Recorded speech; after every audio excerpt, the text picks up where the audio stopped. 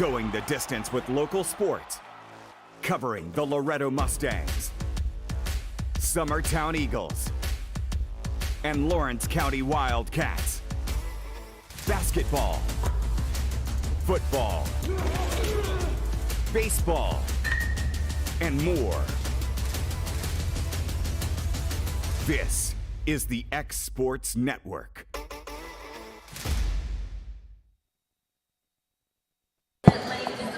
Good evening, everyone. Welcome to Collinwood High School here in Collinwood, Tennessee on a Friday night for basketball action. Summertown, both squads coming off a pair of home wins against Spring Hill. We'll do it again tonight. This is Clint Brazier along with Timmy Kinnick and Adam Lindsay. We're going to try the trifecta tonight. We're going to start a new law firm since the Franks brothers have retired. This is the new law firm of Brazier, Lindsay, and Kinnick. I ought to be first, Brazier. All right, well, we'll put you first. I don't Okay, care. I'm just saying. I'll say this. If anybody ever tried to call up a law firm and the first thing they saw was Kinnick, they're probably calling another one. Well, we know the law. That's Well, I mean, that's true. I mean, it makes sense. I mean, that's the type of. you want the people that know it? Yeah, You want I mean, the people that know the law? We know the law. All right. Well, Adam, we'll start with you first. Summertown's coming into this game, Old District 12A rivalry, but they're coming against a Collinwood team that really doesn't show it on their record, but was a layup away from beating Loretto and giving Loretto their first loss before Loretto eventually lost to Wayne County. What do you see out of this bunch, and what have you heard on this bunch? a great group of kids. You know, me and Clint, I think we know one girl that Alyssa plays Gray. here, a really good softball player. I'm sure she's a good basketball player too, but good coaching, a good program that's really starting to kind of turn it on. I'm looking forward to it. It should be a good one. I'm hoping Summertown can get out of the blocks quickly.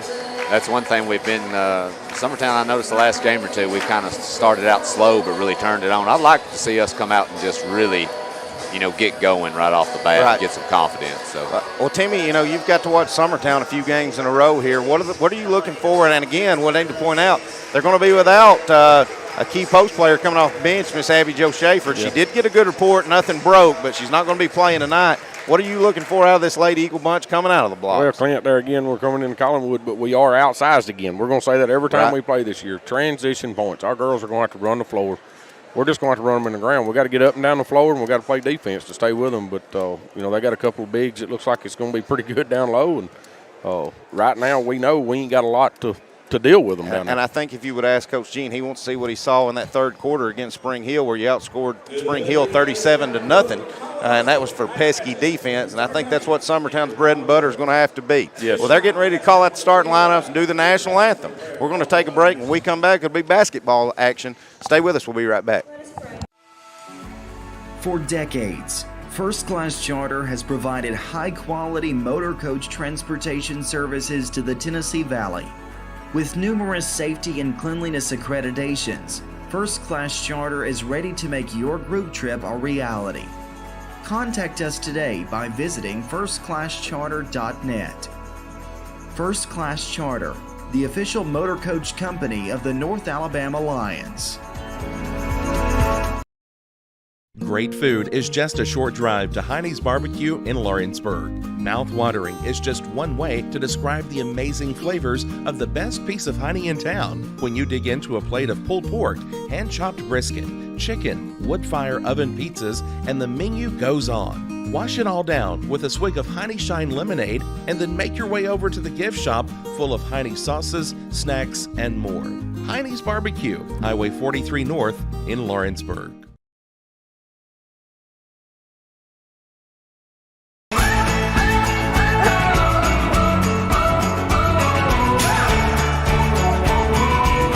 This is the good life.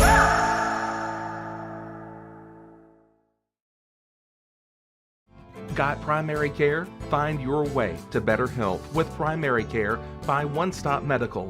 With decades of combined experience, you'll find a one-on-one relationship just like the old days, but with the convenience and technology of today. When One Stop Medical does primary care, it's the best. Call today for an appointment and find your way to healthy living.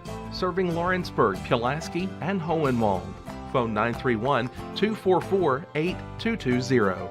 Primary care by One Stop Medical at its best.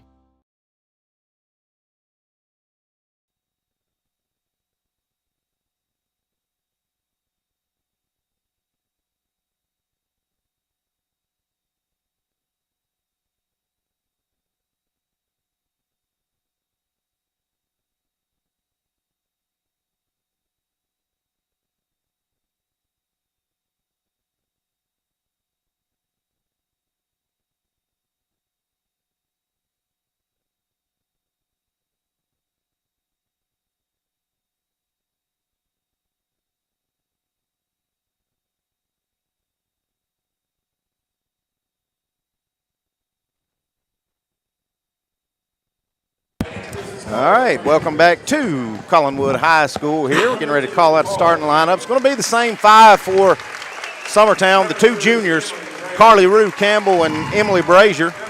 And then your 3 seniors, Ainsley Burleson, Mia Dinwiddie, and Reese Wilson are your starters for the Summertown Lady Eagles. For Collinwood, you've got number 3, Harley Haddock, number 10, Danley Bray, number 12, Alyssa Gray, number 20, Tessa Statham, and number 32, Kimmy Willis.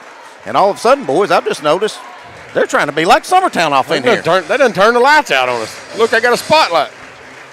They don't work it as good as our spotlight worker does. It's just a handheld flashlight, too. They're going to step up a little bit over the Would like to let everybody know we don't have it covered, but Adam, where are our middle school bunch playing tonight? Yeah, they're in Lewis County tonight for boys and girls action down in Hornwall. So that's where they'll be. We get score updates. Adam will let us know. Yeah, I can hopefully get us some updates throughout, I hope. Gotcha. We got Will over here too, so he can probably get on top of it too if you can. Playing Eye of the Tiger, got the lights out, got the spotlight. Boys, let me tell you a funny story while they're doing this. I remember, it wasn't me, but my brother's age group. It was more like Tucker Bryant's bunch. Apparently they wanted to copy Summertown because we had already quit playing Summertown at Lawrence County High School because it got so rough. Yeah, y'all got tired of getting beat. But one night they tried to do this, had 2 spotlights, going to cut the lights off. They didn't come back on. It took 30 minutes to get it on. Everybody just had to take a little break, go to the concession stand. So that was the one and only time I think they've ever tried to do that at Lawrence County High School. Hey, Summertown's a hard group to follow now. All right, so we're ready to tip things away. It will be Wilson jumping against Statham. Summertown traveling right to left, and they're all black. Collinwood in all white. Brazier got on the right wing. Going to dribble top of the key, gives up to Dinwiddie. Dinwiddie's open, never looked at the basket. Now Brazier's got it back up top. Dribble drives, kicks out to Campbell. Now Campbell to Burleson. Burleson hands off to Dinwiddie. She can save it. The ball got tipped. Now Campbell's got it. Campbell back to Dinwiddie. Collinwood playing a pesky man-to-man right here. Summertown can't get any separation. Now Dinwiddie's got it. Out to Burleson. Burleson down to Dinwiddie on the short corner. Now down to the give and go to Wilson. Tries the reverse layup. Just didn't get enough on it, but Ainsley Burleson going to come in there for the rebound. Wilson's got it. Back to Burleson in the corner for 3, short. Rebound Collinwood. Here comes Harley Haddock with it. Haddock's going to be picked up by Campbell at half court. She's going to throw it away. Luckily, Collinwood steps in there and gets a deflection on it. Nobody was ready for that pass, fellas. No. Summertown or Collinwood. 3-pointer up on the way. Bounces around, no good. Rebound, Alyssa Gray. Back out. Another 3-pointer up. It's short. Mia Dinwiddie with that rebound. Danley Bray got 2 good looks there for Collinwood, but she couldn't find a mark on either one. Here's Wilson with it. Cross-court pass. Burleson's open. Going to let it fly. Got it. If they're going to leave somebody open, Clint, that don't need to be who it is. Yeah, I was going to say, I don't know if they've done their scouting report. She's gotten 2 really good looks. Well, I'm just glad to see her get off to a good start. I'm glad to see her miss one and fire it right back up the next possession. Now she comes away with a steal, does Burleson. That was back to Campbell. Left-hand layup, up and good. Good transition points there for the Lady Eagles. They lead it 5-0. Wasting no time is Haddock. She's trapped by Summertown. Picks her dribble up. Now Brazier's got Gray. Gray flies by, gives to number 33, Haley Sims. Her layup's up and good. Brazier went for the steal. And so Wilson had to pick up one person, leave somebody open, led to an easy basket.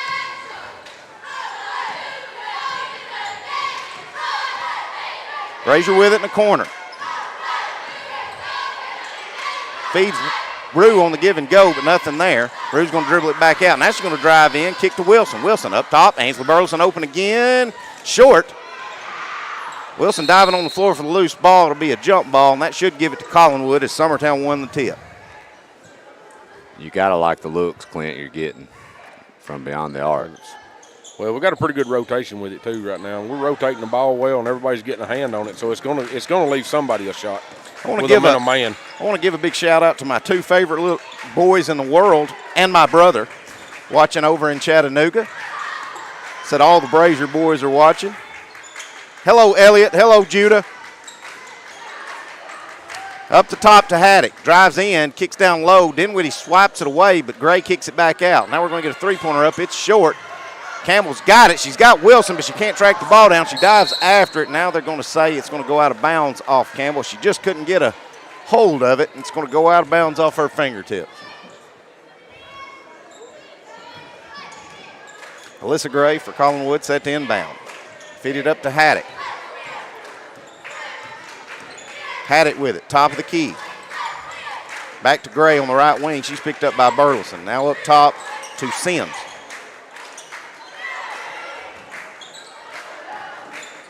Sims give over to Bray. Bray going to drive in. Brazier cuts her off. She's looking for something to do with it. She's going to feed it up top. Now Staten with it. Statham with it. Driving in, kicks in the corner. Three-pointer up. Brazier's going to block it out of bounds. So to stay with Collinwood, they'll be inbounding under their goal. Just now join us, 4:39 to play. Summertown leads at 5-2.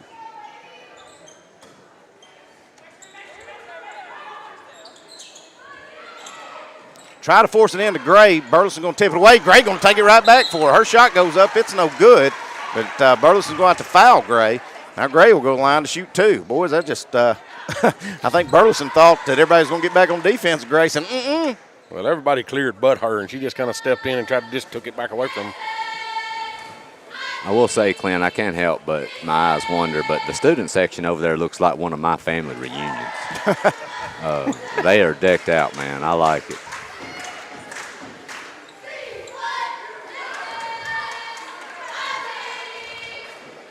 First free throw good. Second one hits the front of the rim, no good. Burleson clears that rebound. She kicks up to Brazier. Brazier's going to be left open for three. She's going to let it fly. Rolls around, no good. They just left her, so Brazier just let it fly. Couldn't get the shot to fall. Here comes Haddock with it. Being pressured by Campbell. Now they give it over. Got a man open in the paint, and that's Gray. Her three-pointer, her jump shot up, no good. But they get the rebound. Sims fighting for it. She keeps it alive. Now Campbell and Brazier on the run. Campbell going to pull up. Jumper up. Rolls no good. Brazier tips it, but it goes right to Statham. Statham pushing now.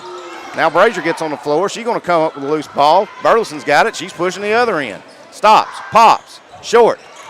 Burleson gets a rebound. Out to Campbell. Thought about the three. Going to step back. Let it go now. It's good. Carly Campbell with a step back three on the hesitation. Extends the lead 8-3 in favor of Summertown.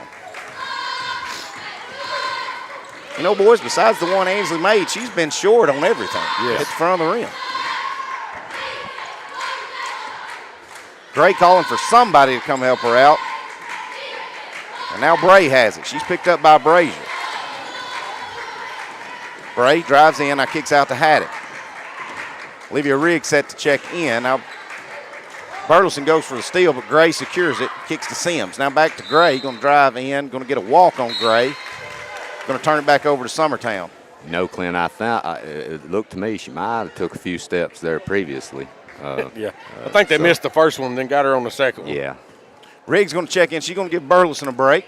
Burleson's kind of been everywhere. Campbell walking across half court now. Kicks over to Dinwiddie on the left wing. Up top to Reese Wilson. Now over to Carly Campbell.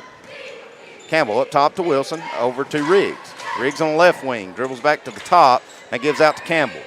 Campbell putting her head down, driving baseline. Tries to feed it to Brazier, but Brazier was cutting. It's going to go out of bounds. I think she thought Brazier was going to stay in that corner. And that'll be another turnover for Summertown.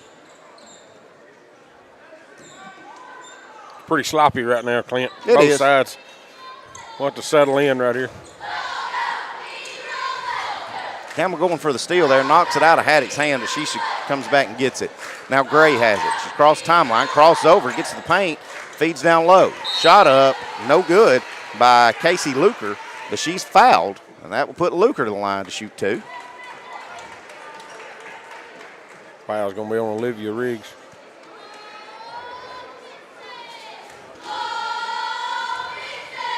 Burleson set to check back in. Free throw good by Luker. Burleson going to get Campbell. Carly going to get her first break of the night. Carly's been very active tonight. He's got 5 big points, 5 out of the 8. Second one by Luker is good as well. Trims the lead back to 3 in favor of Summertown. Braziers cross timeline. Crossing over, almost throws it right to Hernandez, but luckily Mia Dinwiddie goes out and secures it. Now Brazier going to drive in, right-hand layup up, no good, but she's fouled.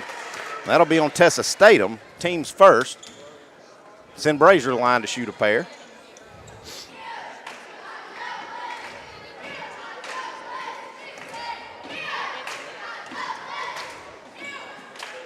First one's up, and it's good. Boys, I went home the other night, and I told him, I said, you played a really good game. I said, let's learn from what you did good. And I kind of criticized a couple of things. She said, it's amazing I can have 13 points and 13 steals, and you still chew me out. I said, that wasn't a chew out. I said, call your sisters and ask them what a chewing out was. Burleson going to come up with another steal. Drives in. She gets tangled up by Gray. They're going to call that foul on the floor, even though she was in the act of trying to shoot a left-hand layup. Yeah. So Summertown will be inbounding under their own goal. Summertown leads at 10-5. You're just now joining us. From Richland, where they're tied at 10 early in the first. Dinwiddie left all alone for 3, pops it. I've been saying it, boys. Mia Dinwiddie's going to have to want to shoot more. And I think the last 2 threes she shot, she's buried. Alyssa Gray stops, gives out. Now Seams has it. Gets away with a walk. Now back to Gray. Gray drives in, layup up and good. She gets away with a walk. Cuts the lead back to 6. Riggs, open, 3. Back of the iron, no good. Fight for the rebound. Statham has it. Statham gives over to Haddock. Here comes Collinwood. Haddock gives out to Gray. Gray going to work in on Brazier. Kick out in the corner to Hernandez. Her three-pointer up. It's good. Summertown helping out on the drive, and it's leaving three-pointer open, and they buried 2 in a row. And that's trimmed the lead to 3. Burleson going to find a weave, cut in, finish the right-handed layup. Ainsley with 5. Now Collinwood's going to get a little overzealous, and they're going to step across the line trying to throw the inbounds in. So give it right back to Summertown.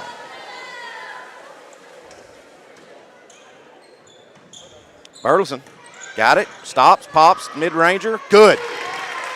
Good jump shot by Ainsley Burleson, extends the lead to 7. 17-10, Summertown leads, and we're under a minute here in the first. Haddock with it. She's got Brazier on her. Brazier's going to stip it away and steal. Brazier's off on the races. She's got her and Haddock. Left-handed layup up, no good, but they're going to say Brazier gets fouled. And here's the dad in me thinking, get an and one, jeez. Yeah, it doesn't matter that you got clubbed across. Yeah. And, I mean, my goodness, be tougher, right? Yeah, just take her on up to the goal with you. Yeah. She was going about as fast as her mama used to run. First free throw, good. Now, I've heard that all your girls got their athletic ability from their mother, so I don't know. I was told that the other night, too. I heard a lot of people bragging about your lady in your life, about what a great player she was. Yeah, she's a good golfer. My kids don't play golf. Second free throw good as well. Brazier's 4 for 4 from the line. I got to brag on her there. That extends the lead 19-10. She's going to get a break, as well as Runnels, Braley Burleson, and Ruth Campbell check back in. They'll be out there with Riggs stayed and Burleson stayed. Burleson going to get a strip on a layup. Here comes Mackenzie Runnels. Summertown just a little out of control. Need to settle down. They've got it now. Ainsley Burleson with it. Hands off to Riggs. Riggs driving in. Right-handed, a little floater, up no good. She took a good shot there, just rolled around and wouldn't go in. Here comes Gray with it for Collinwood. Gray getting trapped at the top, going to hand up to Statham. Statham in the corner. That's Bray, going to drive in, going to kick it out to a wide open Hernandez. Her three-pointer no good. All somehow out of the tip drill. Rue Campbell comes out of there with it, gives it up to Mackenzie Runnels, but she's going to miss the layup. That's where time will expire, and that's how the first quarter will end. Summertown 19, Collinwood 10. We'll be back in 2 minutes. Stay with us. Are you looking for a non-factory job environment? Livingstone Freight Solutions is a 3PL company that began managing warehouses in Tennessee, Alabama, and Mississippi. With our multiple shifts and experienced management team, our goal is to give you, as an employee, a safe family work environment and competitive wages. We offer a wide variety of employment opportunities from forklift drivers to management level positions. We also strive to offer a competitive benefit package and PTO options. For more information or to apply, visit us at livingstonefs.com or give us a call at 931-269-3255. Rent-Right Equipment has all the tools you need to get the job done. From bobcats to trenchers to augers to lifts, we have a large variety of equipment for every project, big or small. Need a new mower? We have you covered there too. With great brands Hustler and Big Dog, Rent-Right is ready to serve all your equipment needs. Call today and reserve your equipment from. All right, welcome back to Collinwood. Same five for Summertown to start out here in the second quarter. Campbell, Braley Burleson, Ainsley Burleson, Olivia Riggs, and Mackenzie Runnels.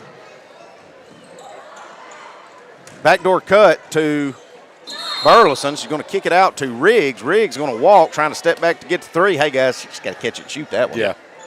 You got a shot at the elbow. Just take you a two-pointer every once in a while. Well, I think she was trying to back up She as she was catching the ball, too. So it was kind of – I think it kind of caught her off guard. It got to her so quick. So Summertown turns it over there on first possession. Here's Bray with it. Trying to find somebody to hand it off to. They give it over to Statham. Now to Hernandez. Now back up top to Gray. Alyssa Gray with it. Hands off to Bray. Bray going to drive in, stop. Now she's stuck. Looking for somebody. Now Statham has it. Statham going to drive in. Reversal up. Rolls around, no good. Braley Burleson going to get fouled, I think, by Seams. And she's going to go over her back. No, they're going to call a foul on Braley Burleson. Excuse me. Well, that's where you got to box out, fellas. Especially when you're outside, you got to put a booty in somebody. Well, that situation there, she got pushed up under the basket. Right. She just got to be a little bit tougher. She's a strong kid. It's Craig McGill, you say, put that bob in them. Big old booty. Both free throws good. Leads back to 7 now, 19-12. Burleson with it on the right wing. Gives up top to Braley Burleson. Now she's going to telegraph one, and Hernandez is going to come out of there with a steal. Now what are we going to have? Yep, he's right. Yeah. What was the call, fellas? Explain that, Adam. She actually tipped the ball. The Collinwood player actually tipped the ball and actually went out of bounds, came back in, and she was the first person one to touch it. I got you. That's basically what happened. That's what I thought, but now in a perfect world, you would have really liked that to have been called at an appropriate time instead of 10 seconds after it happened. Well, and the call come from the ref on the opposite side of the floor, too. Yeah. All right, Burleson with it on the left wing. I think we're going to get a foul on Collinwood down low. Was it the right call? Yes. If I'm the opposing coach, I'm probably going to be very frustrated that it was called. How it got down to the block before it got called? Definitely. All right, so Brazier, Wilson, and Dinwiddie going to check back in for Riggs, Runnels, and Braley Burleson. 5 starters back in for Summertown. Brazier's got it, top of the key. Looking to cross over and work. Going to go in with that left hand, and she's fouled again. Brazier will go back to the foul line to shoot 2 more. That's going to be 2 on Gray for Collinwood. Everyone else with 1 right now. First free throw, Brazier, good.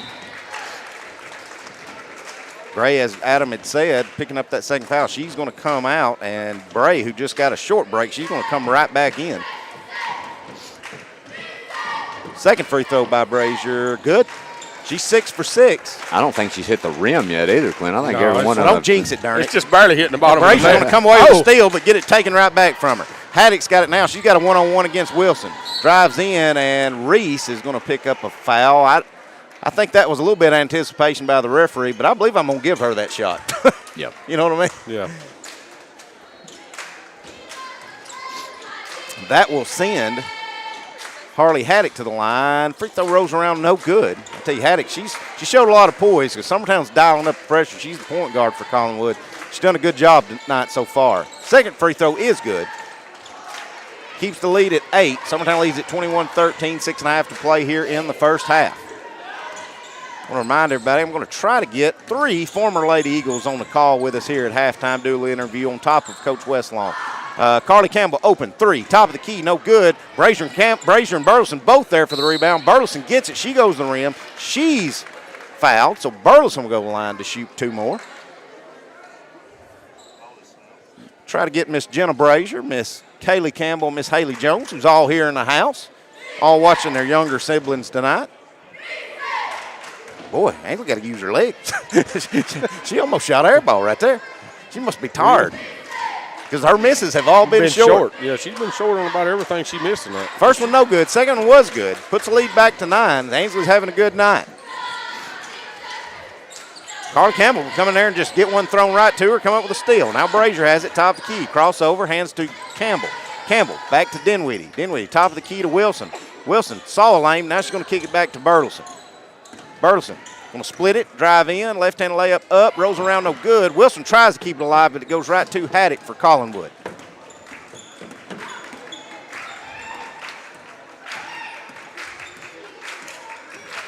Haddock crossing over on Campbell. Campbell probably got away with a little bit of a hand check there. We can give it back up top. That's Statham. Driving in, shot up, off the glass, no good. Rebound, Mia Dinwiddie. Dinwiddie pushing up to Brazier. Brazier gets pushed in the back, no call. Wilson had the three, she's going to pass on it. Now Bertelson will have it, right wing, good. How many is that, Adam? That is 11 for Ansley. 11 points for Ainsley Burleson. You got 11 to 25. Collinwood's going to take a timeout. It's a full. We'll take it with them. We'll be back in a minute. Stay with us. Make 2022 the year to refresh your home.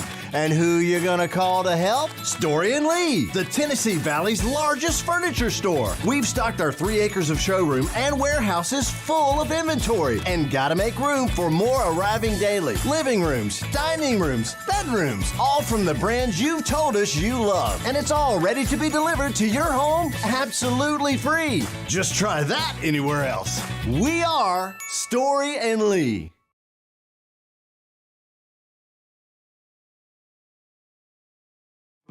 A local law firm respected throughout the state. Generations of clients have turned to Boston, Holt, and Durham since 1948. We assist individuals and businesses with their legal needs, including real estate, property closings, personal injury, employment discrimination.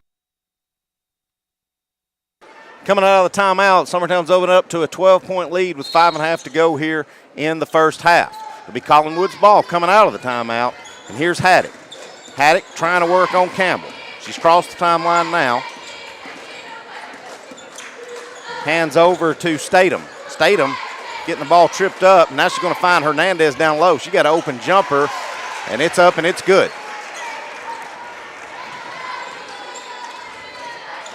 Burleson going in for the reverse. Had Brazier in the corner. She tried to go up for the reverse, and it's no good. Ball gets tipped, deflected. Whoa. Collinwood got away with a carry and a walk all in one possession. But now we're going to get an out of bounds. It's going to go. Brazier did a good job. I have to brag on her. She did a good job basically just blocking out the bigger Sims and keeping her from saving it. Thought she was going to get mauled over. So it'll be Summertown's ball. They lead by 10. Here's Carly Campbell with it. She's crossed the timeline. Feeds to Wilson up the high post. Hands off to Ainsley Burleson. Ainsley going in with a left hand runner up and good.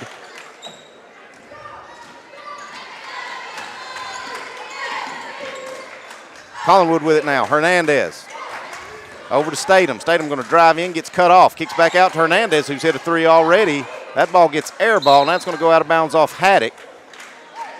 Give it back to Summertown. Clint, we're doing a good job with pressure and trapping. The issue is getting, though, if they're able to get it out, they're finding open shooters. They're just not able to knock anything down. Right. Wilson looking for that handoff to Ainsley Burleson. She's open. She's going to let it fly short. Haddock with a rebound. Brazier trying to tie it up, and she does. That'll give it to Collinwood, though, on the possession error, as Summertown started with it to open the quarter.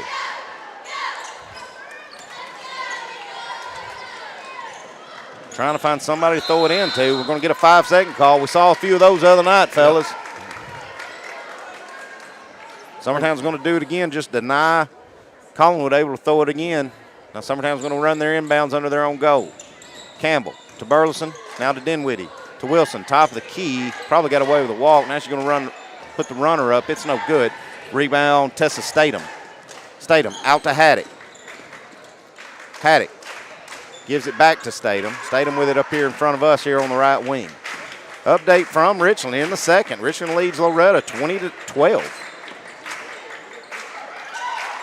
Seams with it, top of the key. Gives over to Bray. Bray going to drive, kick over to a wide open Haddock. She's open. Sometimes just got to quit leaving their players on that.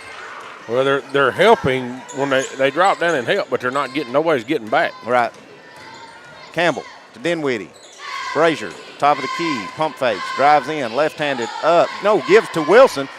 Got tipped and deflected. Wilson tracks it down. Now Campbell drives in. Runner up, no good.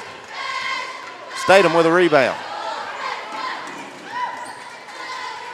Hernandez, she was open. She's going to kick it out to Bray. Bray up off the glass, good. It's trimmed back down. Now Coach Jean's going to call a timeout as they've cut the lead to 8. We'll take it with them. We'll be back in a minute. Introducing Cloud9 Fiber to Lawrenceburg. We take great pride in being the only locally owned and operated internet company within Lawrenceburg and Lawrence County. We're now offering up to gigabit services with plans starting at $50 per month. Surf the internet with blazing fast speeds and reliability, all while keeping your investment within Lawrence County. For more information, visit cloud9fiber.com to request for us to build your area next.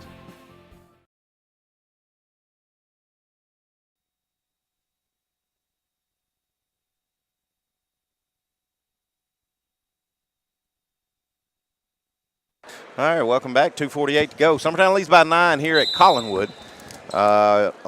Olivia Riggs has checked back in. She's going to give Ainsley Burleson a break. Carly Campbell's crossed the timeline. Over to Dinwiddie. Dinwiddie to Riggs. Now to Wilson, top of the key. Campbell with it now on the right wing. Drives in. Tries to feed Brazier, who was cutting, but now the ball gets deflected and goes right back to Campbell as she was standing out of bounds, so that'll be another turnover and give it back to Collinwood. Sometimes look a little stale these last few possessions, fellas. Well, they're not the best color men in the business for nothing. Was watching the game, wasn't we? Yeah. Haddock. Down to Sims, now stolen away, ripped out by, oh, that's not a jump ball. They're going to give it to Summertown and on the possession area. Dinwiddie's going to take a break as Ainsley Burleson's going to come right back in. That's kind of like saying the sky is blue, right, Yeah, Timmy? yeah. I mean, there ain't really much to comment on. I like- I mean, he's right. They have looked stale. I don't know what you're supposed to say to that. I'd like to see Summertown run a good set right here. We've been stuck on 27 for a minute. Riggs going to drive in, throw it up, and good.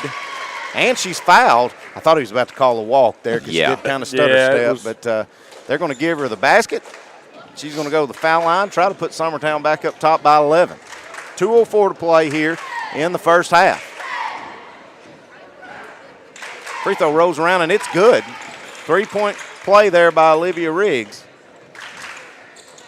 Collinwood inbounding. Haddock's got it. She kicks up. Bray has it. Now back to Haddock. Haddock just doing whatever she can to try to find somebody. Now we're going to get a 10-second call. Summertown defense stifling when it wants to be, as Collinwood couldn't get across half court and couldn't find anybody to pass it to.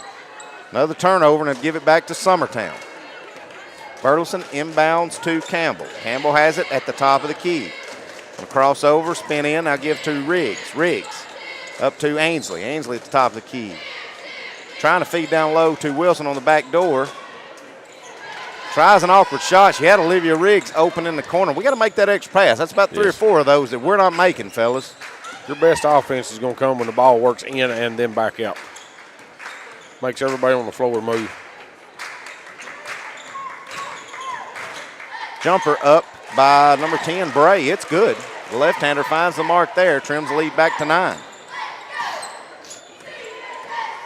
Campbell splits the defense, drives in, left-hand layup up and good. Rue just found a seam and took it all the way to the basket. Finished that left hand. Here's Gray with it now.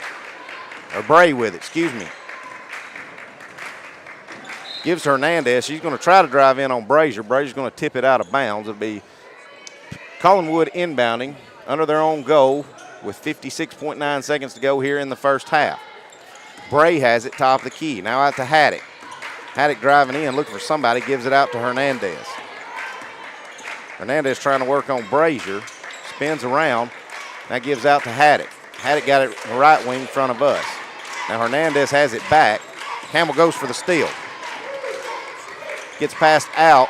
Now we're going to get a drive in the lane. I think we're going to get a blocking foul on Reese Wilson. That'll get Dinwiddie up. I think that's Reese's second. Is that correct, Adam? Yes, sir, that is correct. Well, let's just, oh, there it is. Yeah. Yep. First free throw, up and good by Tessa Statham. Dinwiddie will check back in and get Wilson. Second one on the way, rolls in and out, no good. Ainsley Burleson comes out of there with a rebound. Picks her dribble up right across half court and gives over to Campbell. Campbell driving in, now gives to Riggs. Riggs out to Burleson in the corner, Dinwiddie. Dinwiddie, who had Brazier and Burleson cutting at the same time. Now Ainsley's going to pick up a charge.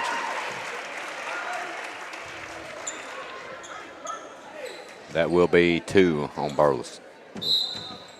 So that'll probably get Ainsley out the rest of this half. Make sure she doesn't pick up her third foul with 15 seconds to go. Summertown have to play defense. They're up 10. They're going to have to play defense, get one more stop here to keep it a double-digit lead going into half. Statham's got it as Runnels goes for the steal. Now she's going to pick her dribble up and look for somebody. Bray has it, drives in, left-handed floater off the glass and good. And that's how the first half will end. We'll be back in a couple of minutes going over our stats and doing some halftime interviews. Stay with us. We'll be right back. Hey, this is Phil Hooper. Get the look you want for your favorite school, church, or business with apparel from HD Ink Screen Printing in Leoma, Tennessee. Got a logo you need embroidered or screen printed? Let HD Ink give you the professional look that sets the bar in today's world. We do fundraisers and custom designed apparel and so much more. Call today, 931-201-296. Welcome back to Collinwood High School. Coach Long, can you hear me? I can. Can you hear him? I guess I can, so it must mean he's on. I didn't know if I hit the right two or not. So we're real professional around here. Summertown leads at 32-24 over the Lady Trojans here of Collinwood. We'll go over stats and numbers in a little bit. But, Coach, we're renewing an old District 12A rivalry. You've already played Collinwood once this year. What are you expecting tonight here with Collinwood playing on their home floor? Collinwood's always been a tough place to play, no matter their record, the rivalry, all that kind of stuff. It's always been a tough place to play. They're a scrappy bunch, and it's going to make it tough on us. They're a physical bunch, right. And in our first 7 or 8 games, I don't think that we've responded very well to physicality, and I think that's something that we're getting better at.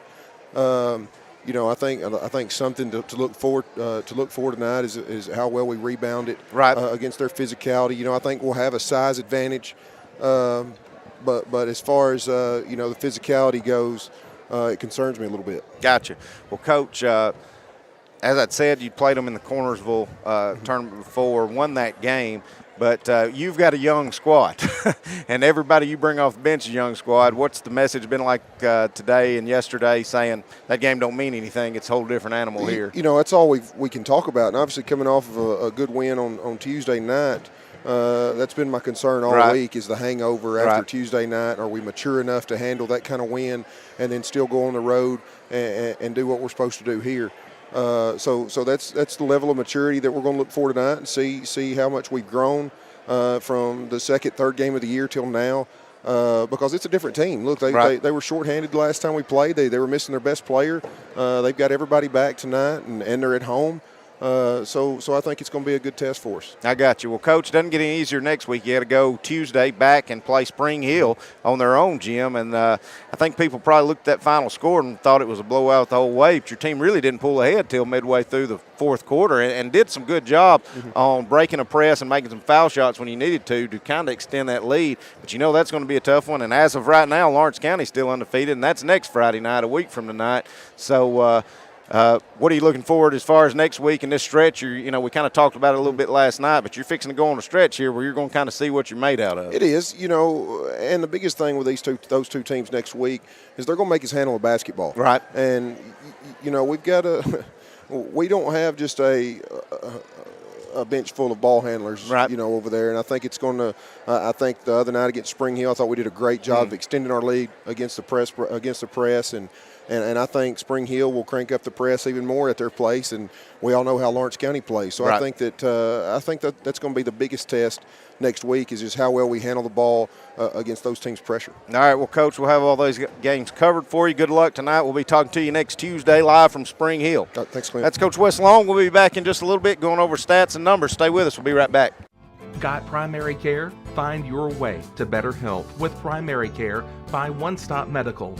With decades of combined experience, you'll find a one-on-one relationship just like the old days, but with the convenience and technology of today. When ArcticAir keeps your home or business comfortable. For more than 20 years, we provided outstanding residential and commercial services through Southern Middle Tennessee. Whether you need assistance with your heat, air conditioning, preventive maintenance, or anything in between, trust our reliable team to get the job done. We'll take the time to figure out your specific needs and recommend what we believe is right and best for your situation. We've been using ArcticAir for over 15 years now. Their service is great, they're here when we need them, and their prices are competitive. They take the worry out of the heat and air so I don't have to. ArcticAir, when you need us, we'll be there.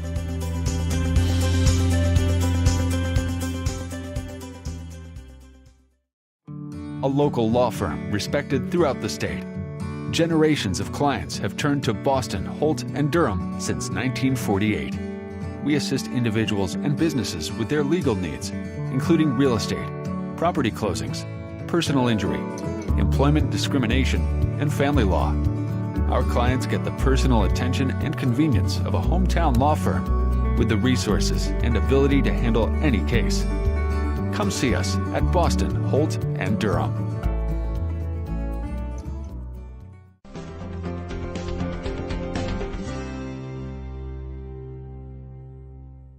Got a dent, a ding, a scratch, or a bent fender? Major or minor, Car Country Collision Center in Leoma can fix you up. Car Country works with all insurance carriers, gives free estimates, can work on foreign and domestic vehicles, and has experience you can trust. They've been in business since 1990. Unfortunately, accidents happen, but you can get your car back on the road with as little hassle as possible with the help of Car Country. Call 931-852-4708 or stop by at 2567 Highway 43 South in Leoma.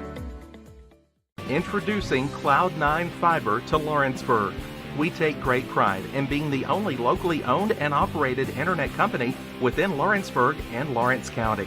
We're now offering up to gigabit services with plans starting at $50 per month. Surf the internet with blazing fast speeds and reliability, all while keeping your investment within Lawrence County. For more information, visit cloud9fiber.com to request for us to build your area next. I'm Mike Keith. Let Elliott Johnson Insurance find the auto owner's policy that makes a difference in your life. Call Elliott Johnson Insurance at one of their 3 locations, Florence, Loretta, and Lawrenceburg. Elliott Johnson Insurance, moving forward for our clients every day. Employee Resources Credit Union is an easy solution to banking, offering a personal, simple, yet modern way to bank.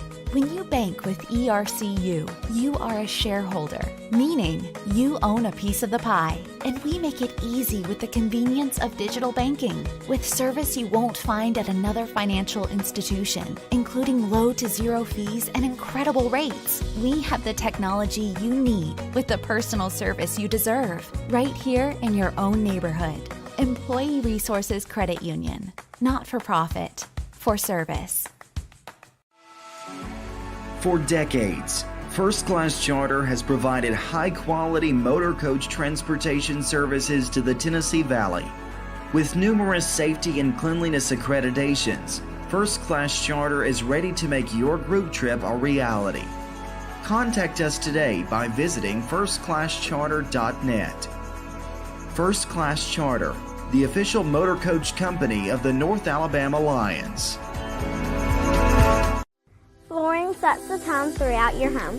For flooring that makes the right first impression, start by choosing us, Floored by Justin. A one-stop flooring destination. Our new location stands alone for unequaled customer service and selection. Owner Justin Story's mastery of custom hardwood inlays means every room can have a custom look. Discover how the right choice of hardwood, laminate, carpet, or tile can set the tone in your home. Contact Floored by Justin today.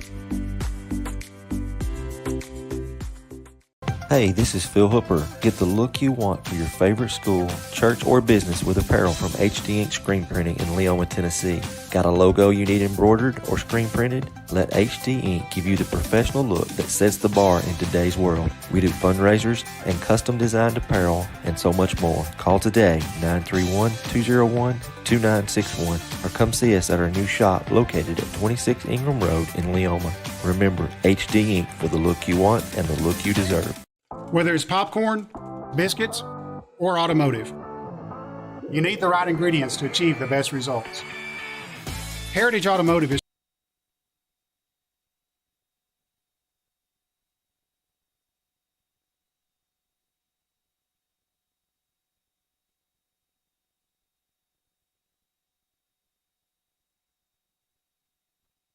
All right, welcome back to Collinwood, where Summertown leads at 32-24. We've got about a minute and 20 to go here before we start the third quarter, but I'm joined with three former Lady Eagles, and it still hasn't set into me that it's been 2 years since we got to go on that great run with you three in your senior year all the way to the state championship game. But I'm joined with Haley Jones, who doesn't have a mic. We'll get her on in a minute. But Kaylee Campbell and Miss Jenna Brazier. Girls, what's it been like being out of high school? It's not the same at all. College sports is a little different, Kaylee? It is. Trying to do that and academics has been a lot harder than high school was. I'm starting to find out, but I'm trying to find a balance of both. Jenna, you were the point guard for basically, well, your big sister was when you were a freshman, but after that you were the point guard. What's it like watching your little sister and Carly Campbell? Have you been critiquing them all night?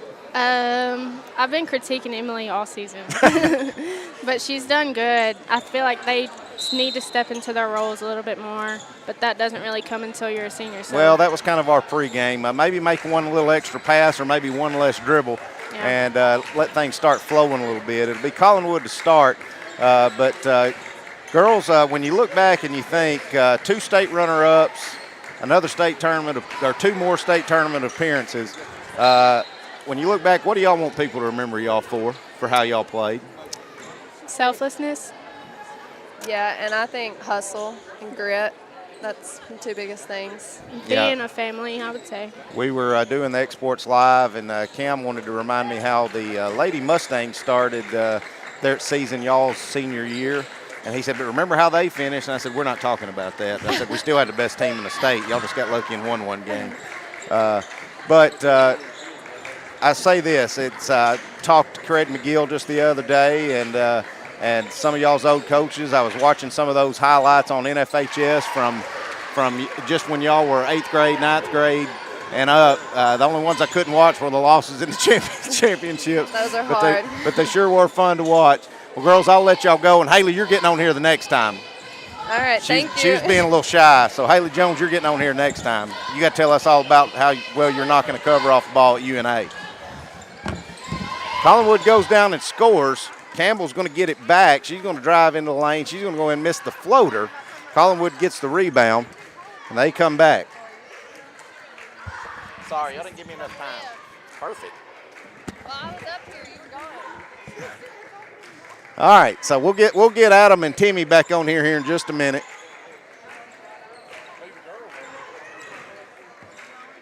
Collinwood has trimmed it to 6. Out in the corner. Up by Statham, 3-pointer, no good. Emily Brazier with the rebound.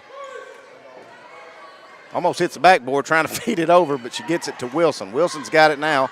She's pushing. Burleson with it. Up to Brazier, top of the key. All alone for 3. Back of the iron, no good. Statham with a rebound. Statham pushing. Picks her dribble up, gives over to Alyssa Gray, who's checked back in. She had set out basically most of the second quarter with 2 fouls. Timmy, Adam, y'all back on? Can you hear me? Can you hear me now? I think so, yes, sir. Yeah, we got you. Brazier going to come away with another steal. She's going to settle out and clear out. Now gives down to Dinwiddie on the block. Out to Campbell. Thought about the 3. Now Burleson. Don't just lose the handle of it. I think she went to do something with it before she caught it, and this is going to go right into the Summertown bench, turn it back over to Collinwood.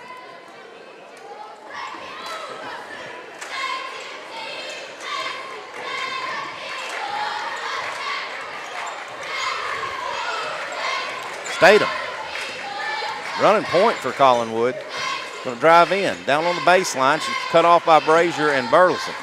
Now Haddock has it. Driving in. Right-handed floater up. Side of the backboard. No good. Let's see if they're going to say Campbell touched it. Yeah, I think she got her hand back quick enough there.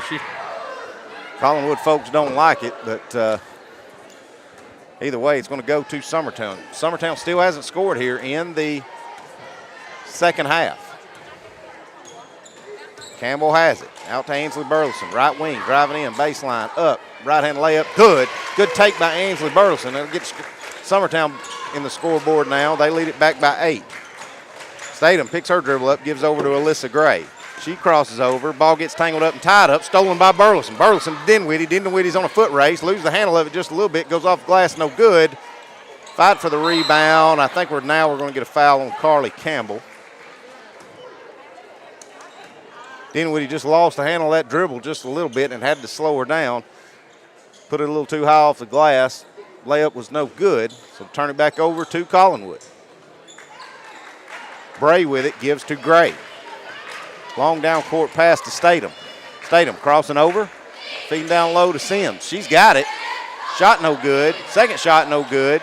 Summertown still hadn't boxed her out. Now we should get a jump ball, and that'll give it to Summertown. Boys, I saw 0 butts on hips on that one. We're not blocking out. Well, in this man that we're playing, I mean, nobody's in a position to block out. We're not rotating and getting to that position. So, in the third, Loretta has trimmed it to 4. They trail 26-22. Also, Lawrence County don't have that one on. We'll get you that update here in a minute. Brazier's got it, top the key to Wilson. Wilson picks her dribble up. Now feeds up top to Dinwiddie. Dinwiddie going to drive in. Back to Wilson. Give and go, no good, but Wilson's fouled. That'll be on Statham. That'll send Reese Wilson the line to shoot a pair. Adam, you want to go over our first half stats for us, even though we've got a few extra now? Yes, sir. I'll be glad to. For Summertown, Ainsley Burleson led with 13 points, 7 for Carly Campbell, 6 for Brazier, 3 for Dinwiddie, and 3 for Riggs. 2 people with 2 fouls for Summertown. That's Wilson and Burleson. For Collinwood, leading scorer was Bray with Hernandez with 5 and Sims with 4. And they've got 2 with 2 fouls. That's Statham and Gray. So really nobody in extreme foul trouble right now for either team. Wilson misses both threes. Come on the ensuing. Gray misses the jumper. Summertown gets the rebound. They've got it now on their end of the court. Burleson to Dinwiddie, driving the baseline. Out to Brazier in the corner. Down low on the low block to Wilson. Wilson loses the handle of it. Now it's going to get tied up, and that'll turn it back over to Collinwood on the jump ball. Just a little loose with the basketball. That's every player we got, fellas. I think Wilson's been trying to be a little too strong down there on that post area, too. She gets it. She don't have to score with it every time. I mean, kicking it back out is an option, and she ain't doing that tonight. It's almost like the ball's got too much air in it. Ainsley, she just about turned it over, just dribbling here, and I don't know. It's just like we can't get a good grip on it. We're having a hard time holding on to it. Hernandez has it, top of the key over to Gray. Gray going to drive in, jump shot up, no good. Gets partially blocked by Burleson. Campbell in a foot race. Driving in, picks her dribble up, kicks out Dinwiddie. Jumper, elbow, good. Good set shot by Mia Dinwiddie. Sends lead back to 10 with 3:10 to go here in the third quarter.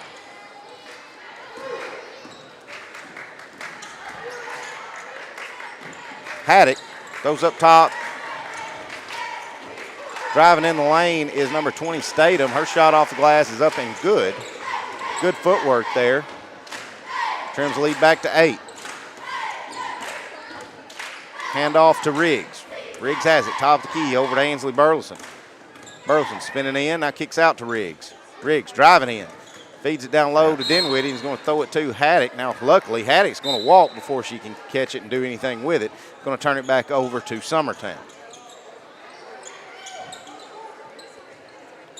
Lawrence County has opened up 9-point lead in the third over Athens High School out of Athens, Alabama. Brazier got it on a low block. She's fouled.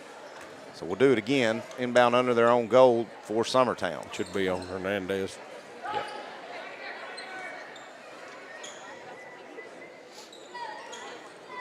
Brazier with it, right wing. Back to Campbell. Campbell thought about the 3. Now he's going to give out to Ainsley Burleson. Burleson top the key. Over to Riggs. Riggs, right wing, drives in. Shot gets tipped there. She was trying to pull the shot off, but the ball got stripped before she could. Now Campbell's going to come out of their steal, get a wide open right-hand layup. It's up and good. And Summertown applying the pressure again. Bray with it. Now gives to Hernandez. Ball fight on the floor. Riggs and Hernandez going to tie it up, and that should turn it back over to Summertown. Boys, we've had more jump balls in this third quarter than you get in a Pop Youth Warner game. Well, and a lot of it's, Clinton, because neither team, were, like you said earlier, just really loose with the basketball, and it's both teams. Burleson with it. Top of the key, over to Dinwiddie. Dinwiddie to Campbell. Campbell up top to Brazier. Brazier to Dinwiddie. Dinwiddie's got it. Going to get it back to Brazier. Brazier stutter steps, now gives back to Dinwiddie. Now Riggs got it. She got a lane right side, but she didn't see it. Now Burleson has it. Burleson was looking for Campbell on the backdoor cut. Now Brazier's got top of the key. Puts her head down, drives in the lane, left-hand layup up and good. Good take by Brazier. And that extends the lead back to 12 with 1:15 to go here in the third. Statham. Kind of odd that she's been running point pretty much this whole half. She has. They're going to get her with a walk. Travel. Yep. Tries to jump start and drags her foot. Now Gray's going to check back in and give Statham a break. She looks about like I did when I was walking back up these bleachers. But she's been handling the ball against some tight pressure. She's done a pretty good job.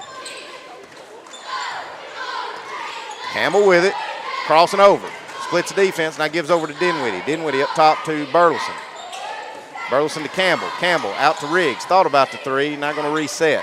Campbell with it now. Top of the key with Haddock on her.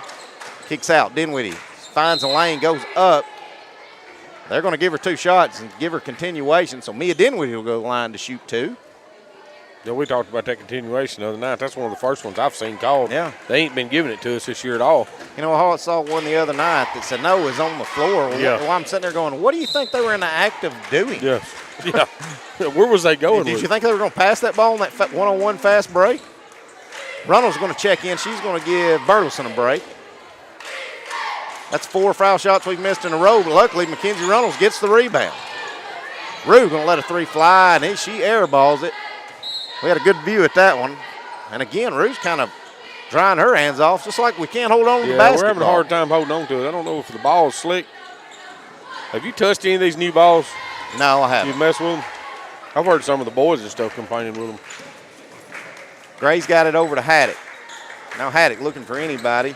She's working on Runnels. Drives in, ball gets tipped, deflected. She saves it, no. Now Hernandez has it. Trying to feed down low, and Gray's got it. Off the glass, no good. Fight for the rebound. Somehow Gray gets it back.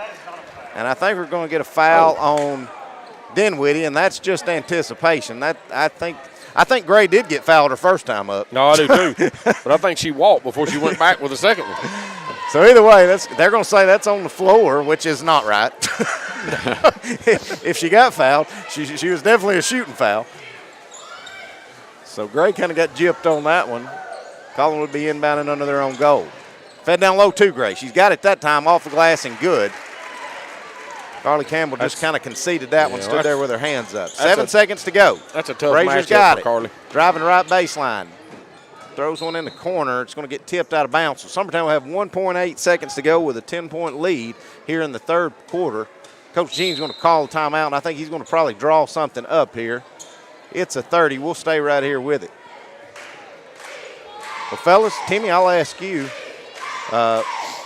what are you noticing that seems a little stagnant in our offense? I think our offense, I don't think we're moving the ball well enough, and we're taking some shots that we usually don't take. I mean, I've said what games I've got to watch this year is, I thought we was all taking really good shots, but we're not doing it tonight. Right. And we're kind of free with the ball, and it's showing. We're turning it over.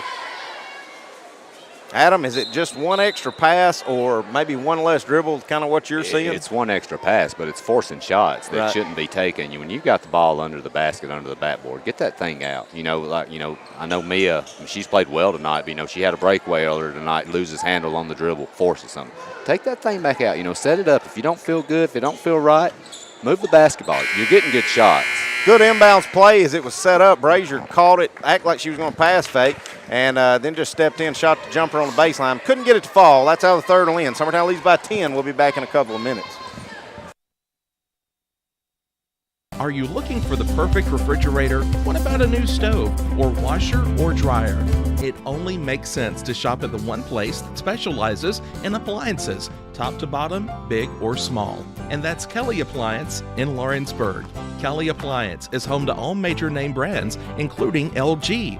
LG makes life good with a full selection of refrigerators, cooking appliances, dishwashers, microwaves, and more, including appliances made right here in Tennessee.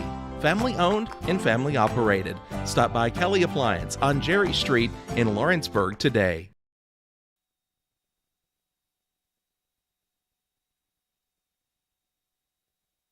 All right, getting ready to start the fourth. Summertown leads at 40-30. Don't know whose ball it is coming out of the timeout. I think they're going to say it's Collinwood. Yes. All right. So you got Campbell, Brazier, Runnels, Riggs, and Dinwiddie are your 5 for Summertown. Burleson and Wilson set to check in.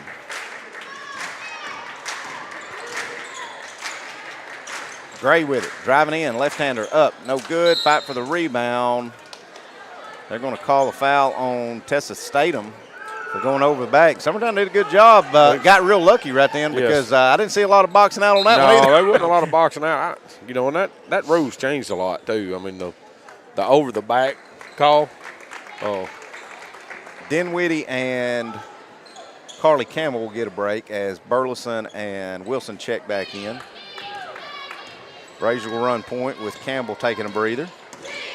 Brazier crossing over, gives over to Runnels. Runnels top the key to Riggs. Riggs stops, kicks out. Brazier open for 3. No good. Brazier just can't find a mark on the outside shots.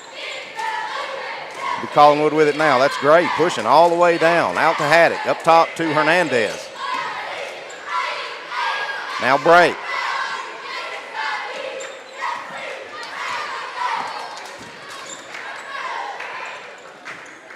Hernandez with it. Gives up top. Wilson goes for the steal on Gray. She's going to pass it down to Statham, but before she can catch it, Runnels is going to kick it out of bounds. Will stay with Collinwood, inbounding under their own goal.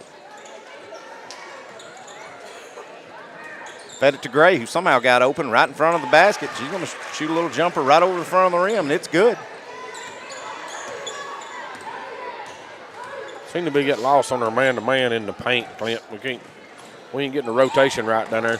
Hand off to Burleson. Splits the defense, drives in, right-hand layup, good. Good take by Ainsley Burleson. You could tell Gray didn't want to pick up her 4th foul, and she kind of had to just concede it. Extends the lead back to 10 in favor of Summertown. Gray working in, gives out to Hernandez. She loses the handle just a little bit. She finds it back. Now Statham has it. Finds Gray. Gray gets alone again somewhere in the middle of the paint.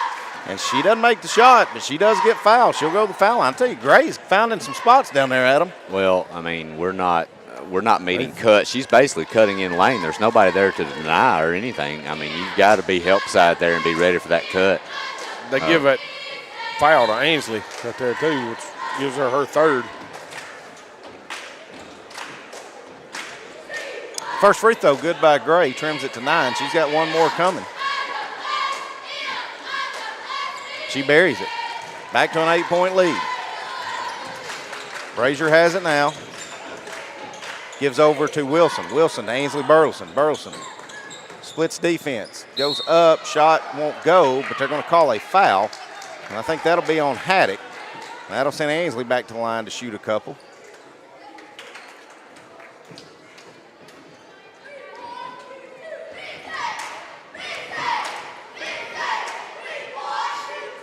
First free throw short. She got one more coming.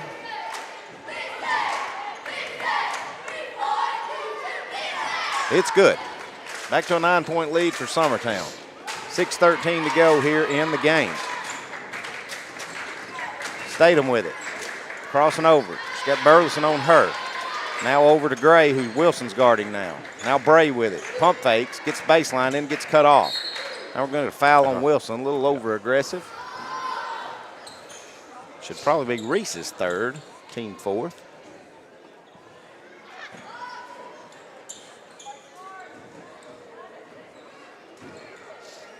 Alyssa Gray for Collinwood inbound, right in front of her coach and her bench.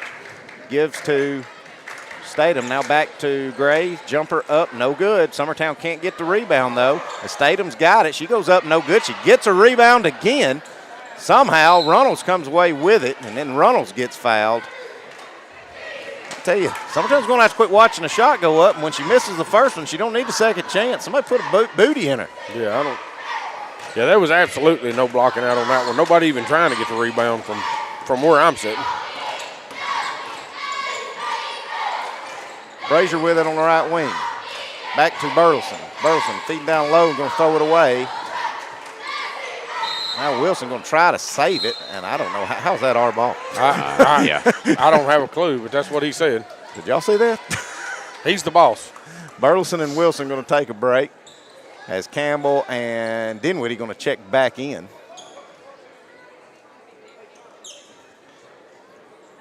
Mr. Referee telling Rue to scoot down. She inbounds it to Brazier. Brazier driving in, kicks to Dinwiddie. Good cut by Mia. Good right-handed finish by Mia Dinwiddie. Puts the lead back to 11. Here comes Statham. Statham picks her dribble up, gives out to Haddock. And we're going to time out. It's full by Collinwood. We'll take it with them. We'll be back in a minute. Stay with us. Employee Resources Credit Union is an easy solution to banking, offering a personal, simple, yet modern way to bank. When you bank with ERCU, you are a shareholder, meaning you own a piece of the pie. And we make it easy with the convenience of digital banking, with service you won't find at another financial institution, including low to zero fees and incredible rates. We have the technology you need with the personal service you deserve, right here in your own neighborhood. Employee Resources Credit Union, not for profit, for service.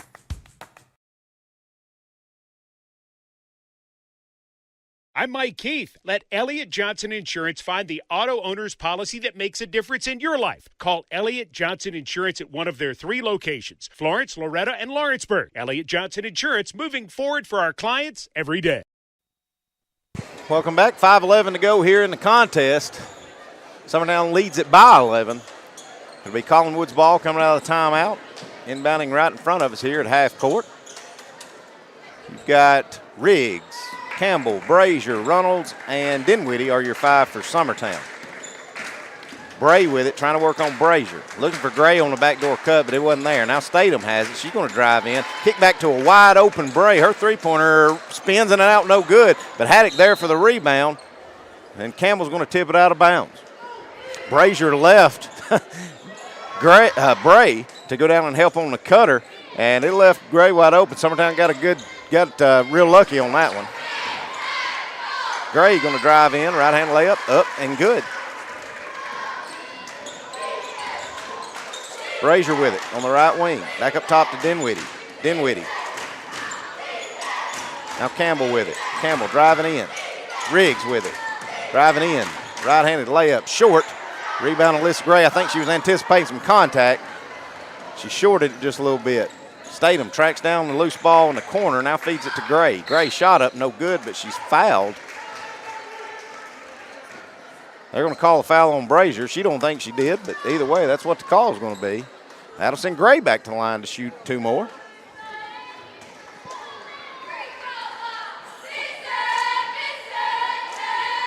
First free throw, good. Gray with a big second half, Clint. That's 11 for her in the second half.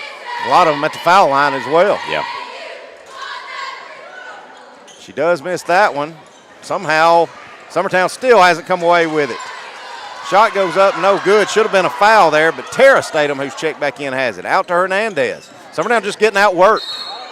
Now we're going to have a blocking foul. Coach Jean wanted to charge, but that was...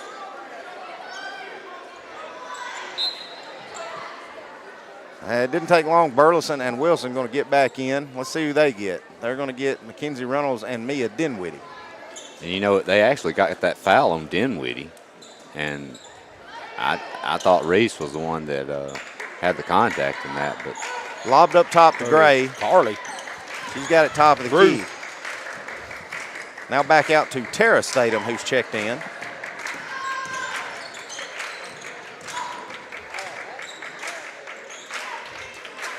Statham drives in. Don't know if that was a shot or a pass. Brazier just, I don't know what she, going to get a timeout by Collinwood somehow. Summertown cannot come up with a loose ball or a rebound. We'll try to fix it when we come back. Stay with us. We'll be back in a minute. From our humble beginnings to today, Parks Lumber Company has continuously served Lawrence and surrounding counties for over a century. Although we started as a small lumber yard in 1896, we have grown to include everything you need to make your dream project come to life. No matter your building needs, our experienced staff will be with you every step of the way to ensure you receive the highest customer service and attention to detail you deserve. Visit us at 106 2nd Street or on Facebook. All right, welcome back. Summertown leads it by 8, but Collinwood's trying to make a charge. They've got plenty of time to do it, and they'll have the ball under their own goal. Lobbed it in. Statham with it. Goes up, left-hander, no good. Summertown finally clears a rebound, but Riggs going to dribble it right into traffic. Luckily, Burleson comes away with it. Brazier thought about stopping and popping. Now going to wisely clear back out. Let's see how aggressive Summertown plays offensively. Well, Brazier with it. 8-point lead right here. Make them come to you. 3:25 on the clock. Get a good shot. Brazier over to Riggs. Riggs, stutter steps, into the lane. Good backdoor give to Reese Wilson. Left-hand layup up and good. Wilson's fouled. She'll go to the line to shoot the and one. As we'd said, I think, Adam, if my math's correct, have we missed 4 foul shots in a row here? Yes, sir. So we have. Need Reese to right the ship. She was one that missed 2 in a row. Get back on track and make her a 3-point opportunity. It's up. Back of the iron, no good, but Carly Campbell with a rebound. Brazier with it, top of the key, over to Riggs. Riggs, Burleson in the corner, driving in. Going to throw it, gets tipped, and then Wilson's going to throw it off Brazier's feet. Now we're going to get a jump ball. I think that was a little premature as well. I think that probably should have just stayed with Collinwood. They're a little quick on this jump ball stuff. Summertown needs to slow down right here. Brazier to inbound. Back door to Reese Wilson. Up. Good. Excellent. Good set play there. Good excellent call by Coach Jeremy Jean. Good pass by Emily Brazier. Good finish by Reese Wilson. Puts the lead back to 12, just under 3 minutes. Statham going to drive in, get stripped by Brazier. Brazier to Ainsley Burleson. Burleson up to Riggs. She's going to let it fly. Good. I kind of questioned the shot with the 12-point lead, but if you can make them your hero. Well, I'm not a fan, Clint, but I actually like it. That's one of the actual better shots we've taken as far as being open. I agree. I will say that. Alyssa Gray going to drive in. Her left-hand layup's up and good. Both teams will be in the bonus on any foul from here on out. Cross-court pass over to Wilson. And I didn't think it would take I don't think Gray was trying to foul, but it's not a bad foul. No. Because Reese is 0 for 3 from the line. It stops the clock with 2:17 to go. Reese got to start making some foul shots. She's got a 1-and-1 opportunity here now. I think Collinwood fan getting a little restless. Just got stare downs from 2 referees. Free throw no good by Reese. On the half court, on the long down court pass, Haddock gets away with a walk, but she does finish the layup for 2, trim it back to 11. Brazier up top, Burleson wide open for 3, rolls around no good. Under 2 minutes now, Summertown up by 11. Collinwood has the ball, that's Haddock to Alyssa Gray. She drives in, tries to feed it back door. It's going to go out of bounds off of Collinwood, give it back to Summertown. I don't know if I'm Coach Gene, I'm not pulling the timeout and saying, all right, look, we're shooting foul shots or layups, folks. Yeah, slow down right here. Set it up, run a play. All of a sudden, we look like everybody's parents gave them $1 if they'll shoot it. Yeah. Backdoor cut. Emily Brazier up, layup, good. Those are the kind of sets we're looking for, or foul shots. Yeah, that's the shots we need to be taking. Good feed there by Ainsley Burleson. Good finish by Brazier. Minute and a half to go. Summertown leads it by 13. Alyssa Gray drives baseline, feeds it to Statham, who's cut the lane. Her shot's no good, but Wilson's fouled. That'll send Reese back to the line. Let me tell you something, boys. I coached her from the time she was about 3rd grade till about 7th grade. If she misses and goes 5 in a row missing, I'm fixing to chew her out. So like we know whose fault it is. She ain't never shot them this bad. Well, if it makes her feel any better, she's not the only one. My gosh. Free throw no good, but Carly Campbell comes in there and saves the day again, gets another rebound. Carly going to dribble, drive, layup. Good. Good take by Carly Campbell. Extends the lead to 15 in favor of Summertown. Statham. Pass gets tipped away and stolen by Burleson. Now Burleson's fouled by Gray, and I think Alyssa Gray just fouled out. I've got her with 4, okay. actually, Clint. Yeah. Okay, that's right. She just had 2 in the first half, yeah. Brady, if you look, I don't know what it is about this end of the court, but we're all short. Everything we're shooting at the free throw line is right off the front of the arm. First free throw good by Ainsley. Dinwiddie going to get Reese Wilson. Hey, I know I picked at her and stuff and said I can't believe it, but I promise you there ain't nobody in this gym more mad about it than that kid. She'll fix it. Oh, yeah. That's the hardest working son of a gun you'll ever come across. Add a minute. Summertown by 17. Alyssa Gray with it, top of the key, stutter steps, kicks out. Now Haddock's going to let a long 3 fly. Brazier pulls that rebound and gets mauled. Hammered. She's holding her head. Well, if the side of that head ricocheted off the floor. That's 4 on Statham. Good thing is she's got her daddy's brain, so it's hard to concuss that. When you don't have much. First one by Brazier, good. I got to brag on her, even if she missed this one. She's had a pretty good night from the line. Second one, good as well. Is that 8 for 8, Adam? 8 for 8 well, from the line. I can't get on to her after tonight. No. She's going to come away with a tip. It's going to go out of bounds. Oh, they're going to say it hit Collinwood last, and it's going to stay with Summertown. I didn't see that, boys, to be honest. Well, I missed it. But Brazier getting her hand on another one. Now she'll inbound. Got Campbell in the corner. Now she sees her. Campbell's got it, driving in, kicks over in the corner to Dinwiddie. Dinwiddie up top. Now Ainsley's probably just going to hold it until she can shoot foul shots. Nope, going to give it to Campbell. Campbell. Cross court over to Brazier. Brazier in the corner to Riggs. Sometimes just going to hold it as long as they can. Now Brazier's going to get fouled by Haddock. That will send Brazier back to the line to shoot 2 more. Can we go 10 for 10? Ain't no way. Has she ever shot 10 for 10 free throws in a game? Yeah, not in a game. I don't think she's ever shot 10 free throws look, in a game. We're not counting in the driveway. That's what I'm saying, but I don't think she's ever shot 10 in a game. First one's good. No, I don't think she's hit the rim tonight. She's not touched the rim. It ain't hitting the top part of the net. No, she's in a zone, man. Watch this. Nothing but Second net. one, Money. good. Hey, Brazier 10 for 10 from line. There's nothing her old daddy can get on to her about tonight, boys. You'll find she something. Must have been working with Grandpa getting them free throws fixed. Which I did tell her. I said, that's hey, not a Brazier I said, you shot. had a great game against Spring Hill, but you were just 50% from foul line. I ain't going to be able to say that tonight. Carly Campbell going to come away with a steal, but before she could, they're going to call an over the back on Collinwood. And Summertown, to have only been up 8 about 2 minutes ago, have pulled it out to a 21-point lead. 45-39 is the score at Richland. They're over Loretta, but I don't have any time on there because Kevin is not running a scoreboard, a clock, so I don't know what's left. Summertown's going to hold out and win it by 21. We'll be back going over our numbers and stats in a minute. Stay with us. We'll be right back. Great food is just a short drive to Heine's Barbecue in Lawrenceburg. Mouth-watering is just one way to describe the amazing flavors of the best piece of Heine in town. When you dig into a plate of pulled pork, hand-chopped brisket, chicken, wood-fire oven pizzas, and the menu goes on. Wash it all down with a swig of Heine Shine lemonade and then make your way over to the gift shop full of Heine sauces, snacks, and more. Heine's Barbecue, Highway 43. Summertown Lady Eagles beat Collinwood 62-41. Adam, you got our final tallies and stats starting with Collinwood, please. Yes, sir. With Collinwood, Alyssa Gray had a big second half. She ended with 16 on the night, followed up with 6 from Bray, 5 each from Haddock and Hernandez, 3 for Statham, 2 for Luker, and 4 for Sims. Summertown leading scorer Ansley Burleson with 20. Right behind her, Emily Brazier with 14, but the main thing with that, 10 for 10 from the free throw line.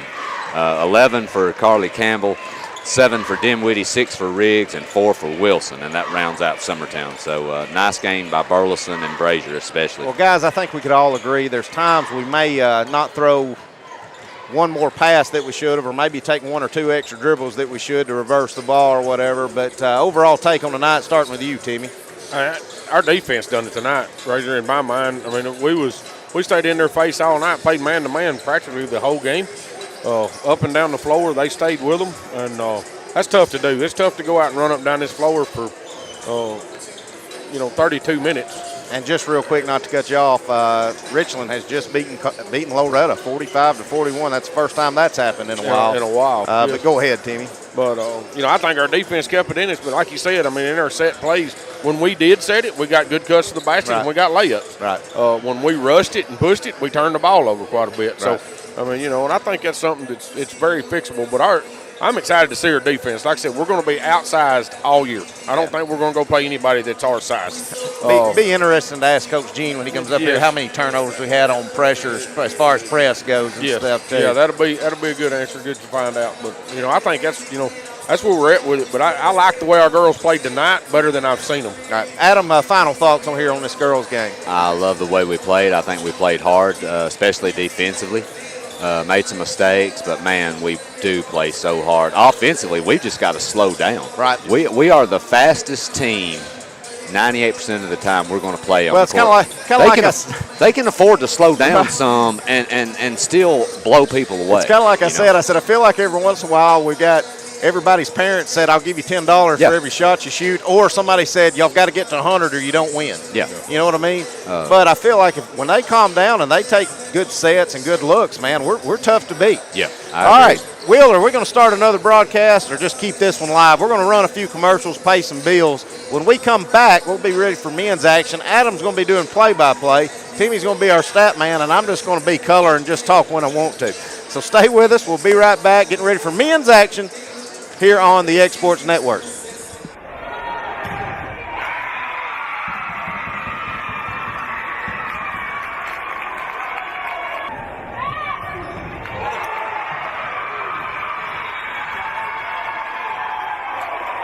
Kelly, now to Schaefer. That one is off the face of Williams and down.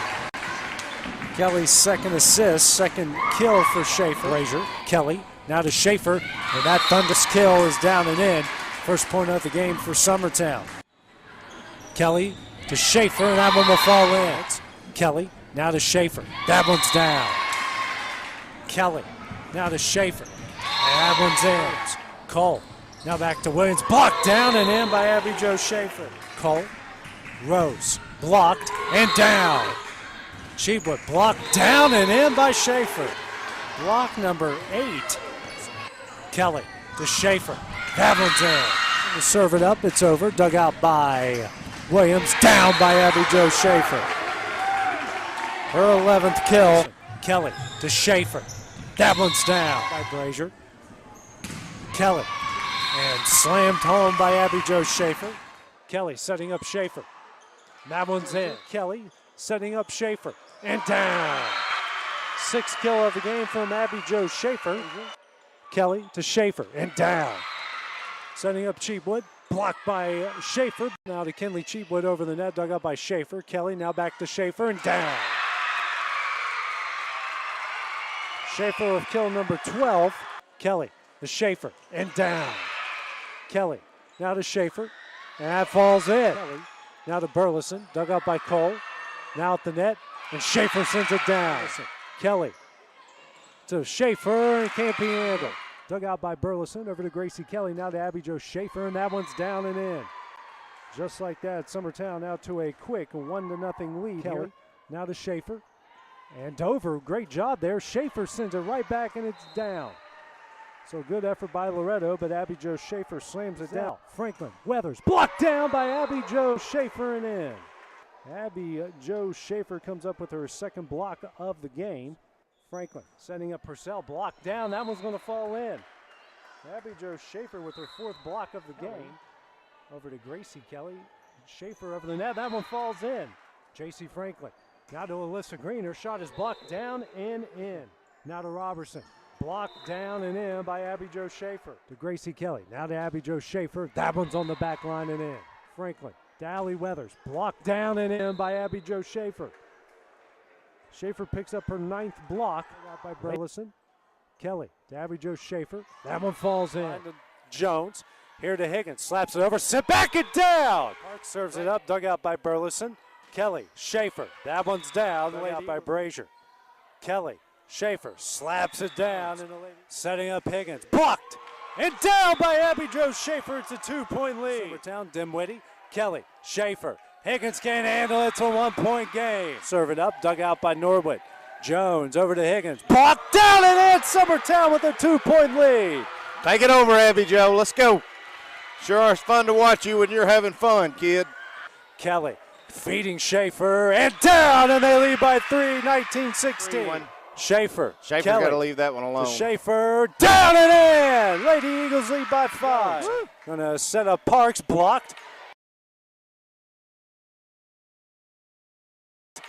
Dug out by Ayers. Jones now over to Higgins. Sends it over, sent back, down and in. Abby Jo Schaefer does it again. They're a point away. Higgins now dug out by Brazier. Kelly. Schaefer. That one's down. Lady Eagles take it. 25-16. Dimwitty.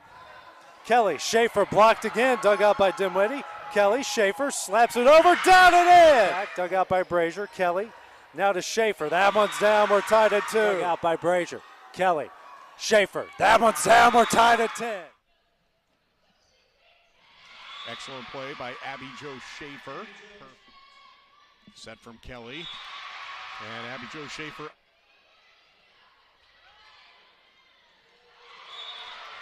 Abby Jo Schaefer. And put down for the Summertown points. Eagle High School 20-18. Loretto with the advantage, but Summertown coming out. Smart play at net by Abby Jo Schaefer. Takes advantage. Abby Jo Schaefer. Her 10th kill. What a nice play there from Summertown as Abby Jo Schaefer with the kill off the perfect set from Gracie Kelly. Blocked at net, and set number 2 goes to Summertown as Abby Jo Schaefer with the big-time block in the middle of the court. And that's hammered down by Abby Jo Schaefer. Cool. Abby Jo Schaefer again, and blocked at net by Schaefer. That was very nice. Schaefer.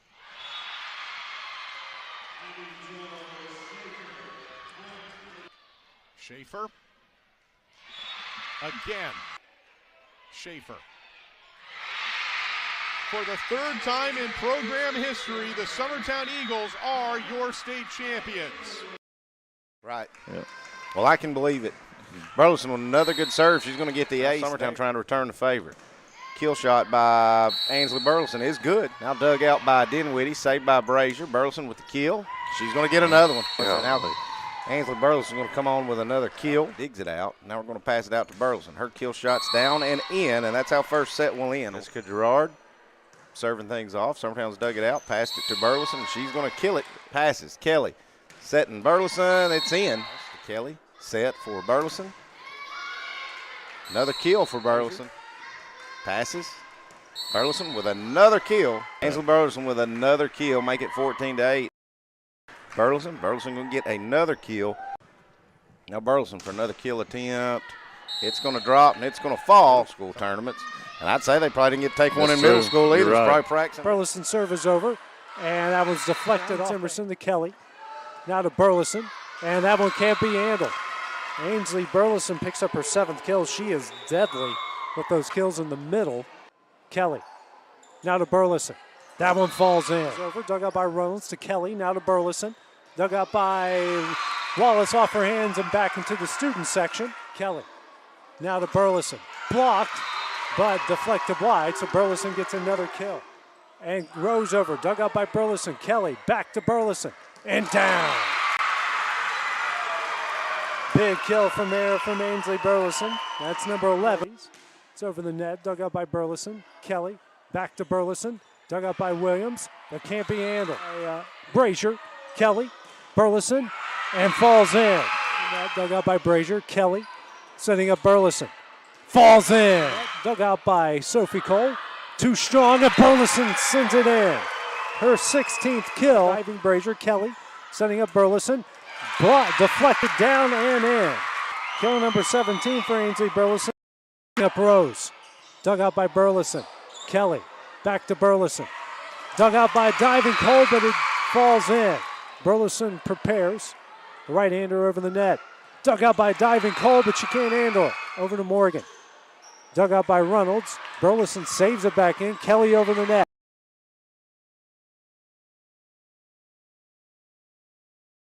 Kerr over the net. Dug out by Burleson. Kelly back to Burleson. Falls in. Kelly now to Burleson. Falls in. Dug out by Annalie Kelly to Gracie Kelly to Ainsley Burleson. Dug out by Dover, and that one's going to fall in. Kelly to Gracie.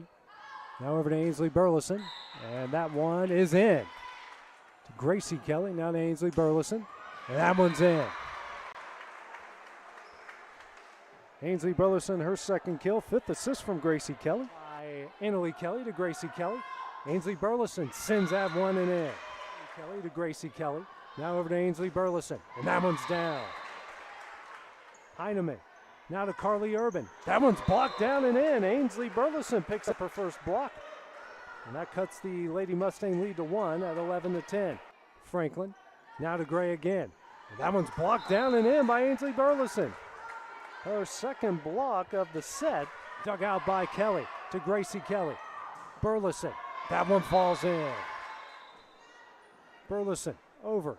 Dug out by a diving Dover, but it falls down, and Burleson picks up the ace. Gracie Kelly now over to Ainsley Burleson. That one falls in. Tied up at 24. Dug out by Annalie Kelly to Gracie Kelly. Now to Ainsley Burleson. Falls in, and that will do it. Summertown comes from behind to take the second set, 26-24 in the third set. Burleson wastes no time, serves it up, and falls in for an ace. By Kelly to Gracie Kelly, now to Ainsley Burleson. Dug up by Heineman, but falls in. Ainsley Burleson can get a kill from just about anywhere on the court. Serve it up, it's over. Dug up by Burleson. Kelly, now to Burleson. Falls in. Kelly sets Burleson. Gets blocked, but it goes out of bounds by Millie Emerson. Burleson trying for the kill. She's got it. Passed by Dover and then blocked by Ainsley Burleson. Point will go to Summertown and tie it up at 12. Dug out by Brazier. Pass to Burleson, and she'll get the kill. Should get a free one here. Burleson on the kill, and it's down. Make it 24-22 by Kelly. Now Burleson.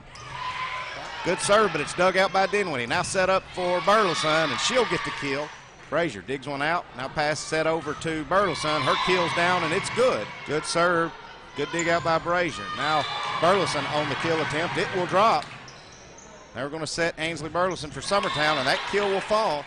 Pass dug out by Brazier. Spikes in for Burleson. Tips it over. Now set up. Burleson. Get the hit in. Good dive and play there. Try to set Burleson. Burleson with a little pooch drop. That one down. Summertown will try it again. Burleson one more time. She'll get that one to fall. Good effort there by Briley. Pass it out. Going to set it back to Burleson. Her little drop shot's going to find its mark. Pass set up to Burleson. She's going to get the kill. And Ainsley Burleson coming up with a kill, and it drops right in front of the line judge. Loretta should get something to work with here. Ball's hit by Alyssa Green and blocked up. Brazier digs that one out. Burleson. Kelly now to Burleson, and that one's in. They got by Brazier. Kelly now to Burleson and in. Burleson sends that one over and will fall in for an ace. To Gracie Kelly, now to Ainsley Burleson, and that one's in. Kelly now to Burleson, that one's down. That one over, dug out by Reynolds. Kelly to Burleson, that one's down. Dug out by Dinwiddie. Kelly to Burleson. All right, welcome back to Collinwood High School. We get ready to start this men's contest. I guess I'm going to have to do stats because Timmy is just going to town on some nachos over here. So I'll start out. When he gets done, he's taking it over. But Summertown Lady Eagles win. Getting ready to start this men's contest now. And before I turn over to Adam, I want to give a big shout out and a big thank you to Collinwood High School. They had us all set up over here, had our name plate, everything in front. Well, Will just had to come in and do his thing. So thank you. So thank you, Collinwood High School. We don't get this hospitality most places we go, so we really appreciate it. With that, I'll turn it over to you, Adam. Well, here we go. Collinwood's going to be introducing their team as we speak. We do have an update, I think, Will. The Summertown Middle School girls did lose to Lewis County. I don't think we have a score, do we? We do not have a score, but Summertown girls did lose. I know that was a pretty tight game at Summertown, so congratulations to Lewis County for pulling that one out. And we'll try to keep you up with the boys if we possibly can, middle school boys who will be playing Lewis County boys over the next little bit. So if we have updates, we'll let you know on that too.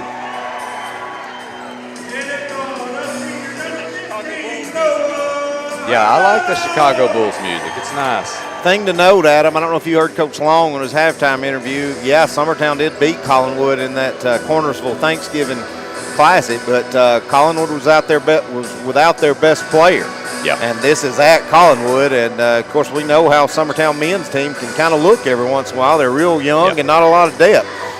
Well, and I'm going to tell you, I've been the most impressed with them so far this year, the last game at versus Spring Hill. I thought we did a lot of good things that game. I was really glad to see them start to kind of develop. So hopefully they can keep it going. Collinwood's going to win the tip, and that's going to be Zapata up top with Campbell guarding him.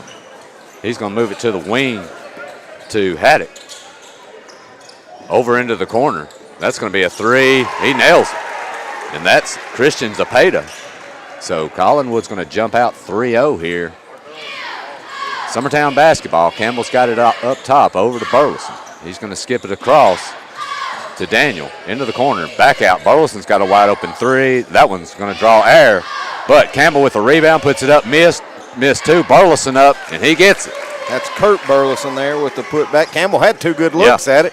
Just couldn't get either one on the fall, but you're never going to have to question the effort on Coleman. Well, you know, and Coach Long mentioned our size. You know, I do feel like from looking at it, we do have a good size advantage here, so hopefully we can use that on the boards.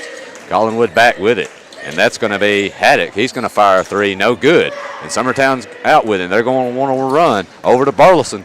He's going to lay it up, and, man, they're going to get a charging foul there on Burleson. I don't know about that one, Clint. Well, I'll say this. It was very last minute. I could see it going either way, but tough to call here in the first. If you're going to call it this early in the first, you're going to have to call it the rest of the game. So here we go. Collinwood having a little trouble. They do get it across. That's going to be to Witter. Good block there by Weston Pig. Nice job. That's going to be to Daniel. He's going to kick it into the corner. Back to Daniel. Grayson's going to have it up top. He dumps it to Kurt over in the corner to Campbell. Back to Kurt. He's going to try a nice little hook in the lane. Rolls out. Well, he ought to get half a point for that anyways. That ball went down in. Campbell's going to get a steal. Nice. Nice job there by Campbell. And we're going to get looks like a warning on the coach for being out of the coach's box. I think he was wanting maybe a foul call in that. I think so. That scramble that ended up with Summertown with a basketball. He seems a little frustrated. So Collinwood with it. They're going to get it in. And that's going to be Blaylock with it up top. Summertown with a little bit of pressure. They're going into a half-court trap, and Collinwood's going to throw it away. That's 3 steals already here under 2 minutes for Summertown. Grayson's going to get fouled by about 3 different Trojans. I don't know who they're going to call it on, but a nice job for him attacking. I'm going to tell you, Clint, I was happiest with them against Spring Hill when they were attacking. And I know Spring Hill had some shot blockers for sure, but they continued to attack. They drew fouls. They took high percentage shots, which earlier in the year wasn't always the case, but nice job there. Grayson Burleson knocks down both free throws, extends the lead 6-3. Collinwood gets it in. Summertown with more pressure in the backcourt. I'm like you that last game against Spring Hill as well. They did a really good job, especially when it got time to break a press and make foul shots. They did. Yeah, they did. And we're going to get a steal. Nice job there. And we're going to push it back into the corner. Back to Campbell. Back up top to Pig. Burleson's going to try a long distance three. No good. Collinwood with the rebound. And here comes Zepeda with it. He's going to get into the lane and kick it. Nice pass there and a block. Collinwood fans wanted a foul, and they may have a good argument for it. Grayson's going to get it. He's going to slip and lose his balance. They're going to call a walk on him. I don't know if he walked. He just slipped and it went out of bounds. But back to Collinwood. He had a good move, and like you said, he just slipped. He also had the open three. I don't just because he's 0 for 2. I don't want Grayson to quit passing. I don't want him to start passing up open shots. Yeah. Collinwood's got it. They're going to attack into the lane, and they're going to get looks like a foul call here. We'll see who this one's on. And I tell you, we've let a lot of stuff go to call that one, but I think that's the coach finally getting into referees' ears enough on the last 3 possessions that they said, all right, I'm going to give you one, They're Coach. going to get Pig on that one. Collinwood with an open three in the corner. That's going to be long, but rebounded up and missed, and that's going to go off Kurt Burleson. We'll give you a quick update. A little bit of a shocker here, although I know how talented Summertown's team is. I've seen them a lot this year.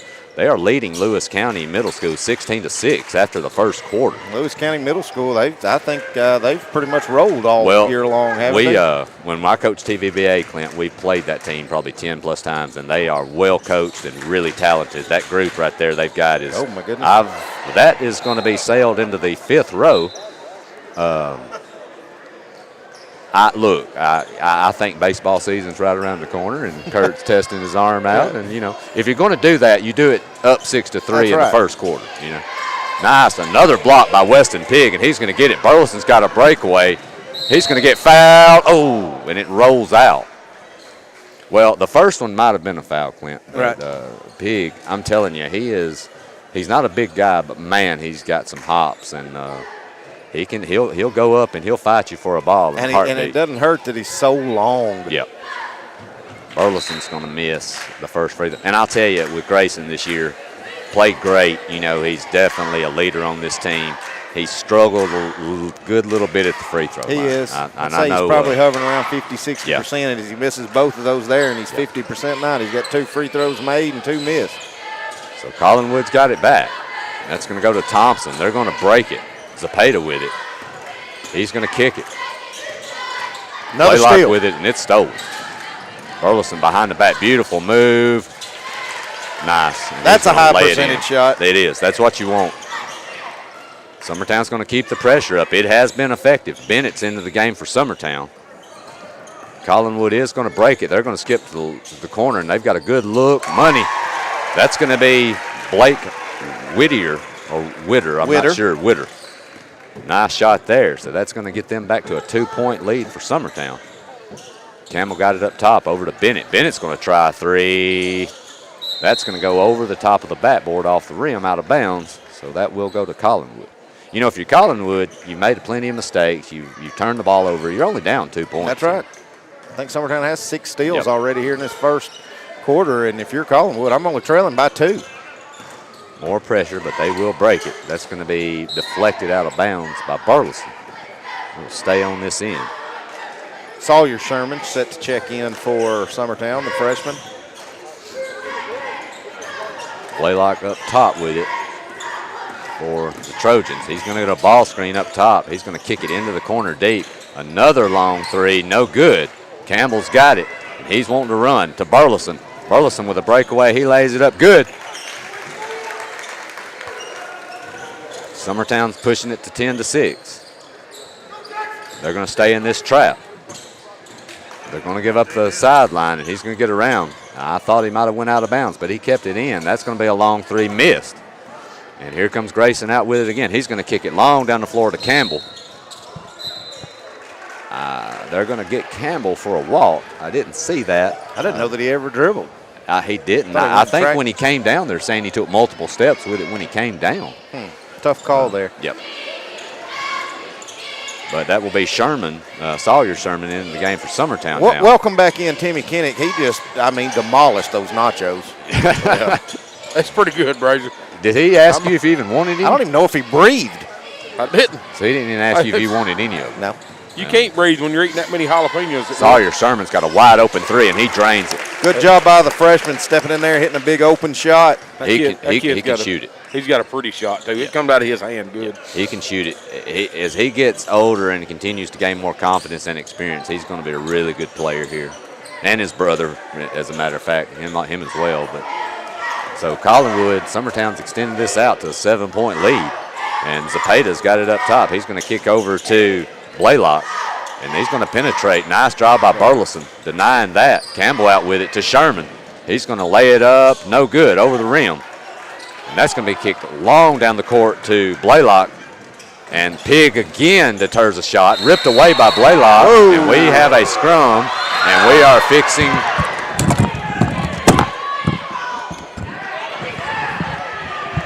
We'll keep it right here. We've got some extracurricular activities. Pig and Blaylock. I think definitely got involved. I think definitely Blaylock's getting a technical. We'll see what they do with Weston. We'll see what they do with both coaching staff. The official pointed at the coach and the player involved and just showed a technical, but I'm not sure what we've got. We've got 25, which is Blaylock, a technical. He gave him 2 and he's ejected.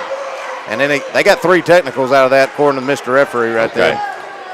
And I believe one of those is on the coach, correct? Yeah. I believe for coming out there, and I think he said some things as well. He gave 2 fouls on number 25 and then said he was ejected, had 2 technical fouls, and then he gave 1 on the coach. So we'll see what happens. Well, he's telling him to sit back down. So I don't know what's going on, to be honest. I don't know if he's ejected or not. Usually 2 technical fouls and you are. But that's got Collinwood's finest plus Mr. John Aikens up ready. It got Timmy Kinnick up ready to go. I'm glad that happened after he ate the nachos. I said on Exports Live last night, AJ said, y'all renewing an old District 12A rivalry. And I said, AJ, I've been going to Collinwood since 2014 and seen some doozies. I said, it can get wild down there. Yeah. Well, here we are. Well, I'm sorry about the racket. I'm sure my mic hit the floor. Yeah, it did. Don't worry. Me and Will and Adam are just deaf from it. Well, I didn't mean to drop it, but there's a couple of pretty good-sized fellers come out of the stands on the other side. I wasn't worried about what was going on here. It was the other side that, So it's going to be interesting to see. We're still got a break in action. All the coaches having to be explained to. Well, I'm going to tell you guys, and Timmy included, if y'all ever have to go out there to help out with anything in a situation like that, I will be cheering you on from here as loud as I can.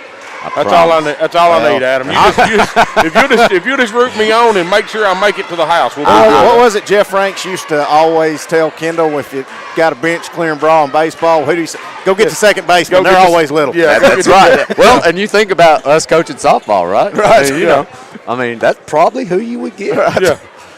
Or maybe pick an outfielder, the smallest outfielder might work too. You leave the shortstop, the pitcher, and the catcher alone. You don't want to mess with them guys. I'm going to say this, minute 53 to go. I don't know if I'm Coach Long that I don't get Weston out and just make sure there's no retaliation toward him and maybe give him a break and let him calm down a little bit. Yeah. Because, his head hit the floor pretty hard down there too. So. Let's see what's going to happen. I don't know. I don't know what the holdup is. Well, it was a physical play between 2 physical players, first of all, and everything was fine until it went to the floor. And we've got some fans, maybe some mamas, I don't know, talking to law enforcement with the referee. So I don't know if the referee's thrown some fans out. I don't know what's going on. So we'll just have to wait and see.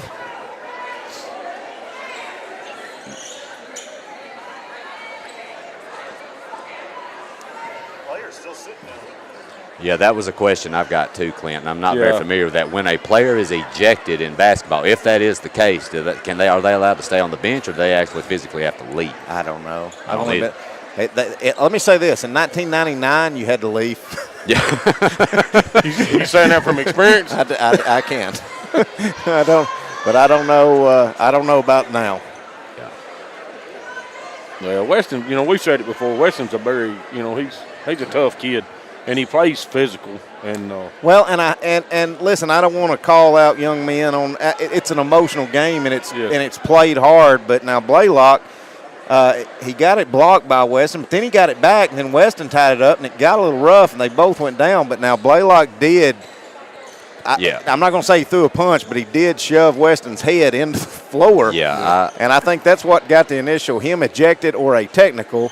Then their coach comes out into the middle of the fray, and I think he said some things that initiated his technical. If I read the coach lips right, I think the coach was basically blaming it on the referees that things are getting this chippy. Yes. I don't think he was down there trying to get a kid on either side to talk garbage. I think he was trying to. Well, I don't know what our argument's for now. I tell you what, guys, let's take about a 30-minute break and pay some sponsors, and we'll be right. 30-second break. We may take 30. We'll be right back. Whether you're looking to spruce up the interior or exterior of your home or business, trust Lawrenceburg Glass to provide a one-of-a-kind product. From windows to mirrors, shower doors, custom framing, storefront installations, and everything in between, Lawrenceburg Glass takes pride in our quality craftsmanship and strong attention to detail. With us, your customer experience always exceeds expectations. We're reliable, on time, and we deliver stunning results. Lawrenceburg Glass. Our passion is reflected in our work.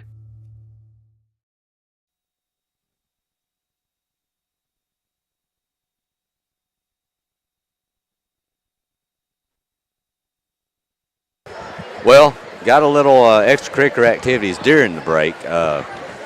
Coach Burleson, assistant coach for Summertown, had a few things he needed to say to the official. He wasn't happy about it. I don't know what that was. We're not sure what it was. It looks like from – And he kind of blew up after the referee came down here and explained something to West. So maybe they might have ended up giving Weston a technical as well. Yeah. I don't know. Well, the only thing I could read in Jason's comment was you don't know what you're talking about. Yeah. And 25 Blaylock is walking to the locker room, so it looks like he's been ejected. Now, I'm assuming, too, Clint, it looks like Coach Burleson got 2 technicals and was ejected. Yeah. The first one and then the second one, you're automatically gone. Yes. So answer me this. Right now, at least what we know of is 3 technicals on Collinwood. At least 2 on Summertown, possibly 3 if they call one on West. Yeah. So if you have 3 and 3, do those cancel, or do each team shoot? It'll go to a jump ball if you have 3. I didn't know how that worked. You still have the players that were ejected and the coaches were ejected, but it'll be like offsetting penalties, Yeah.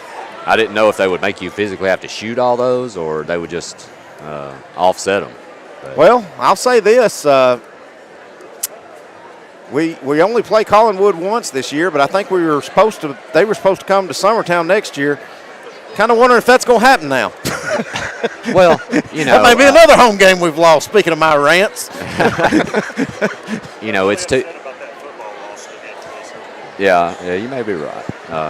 And this must be a faculty member, or this must be a principal or something down here that keeps talking to the referee, because I can't see referees talking to a parent that long. Yeah, no.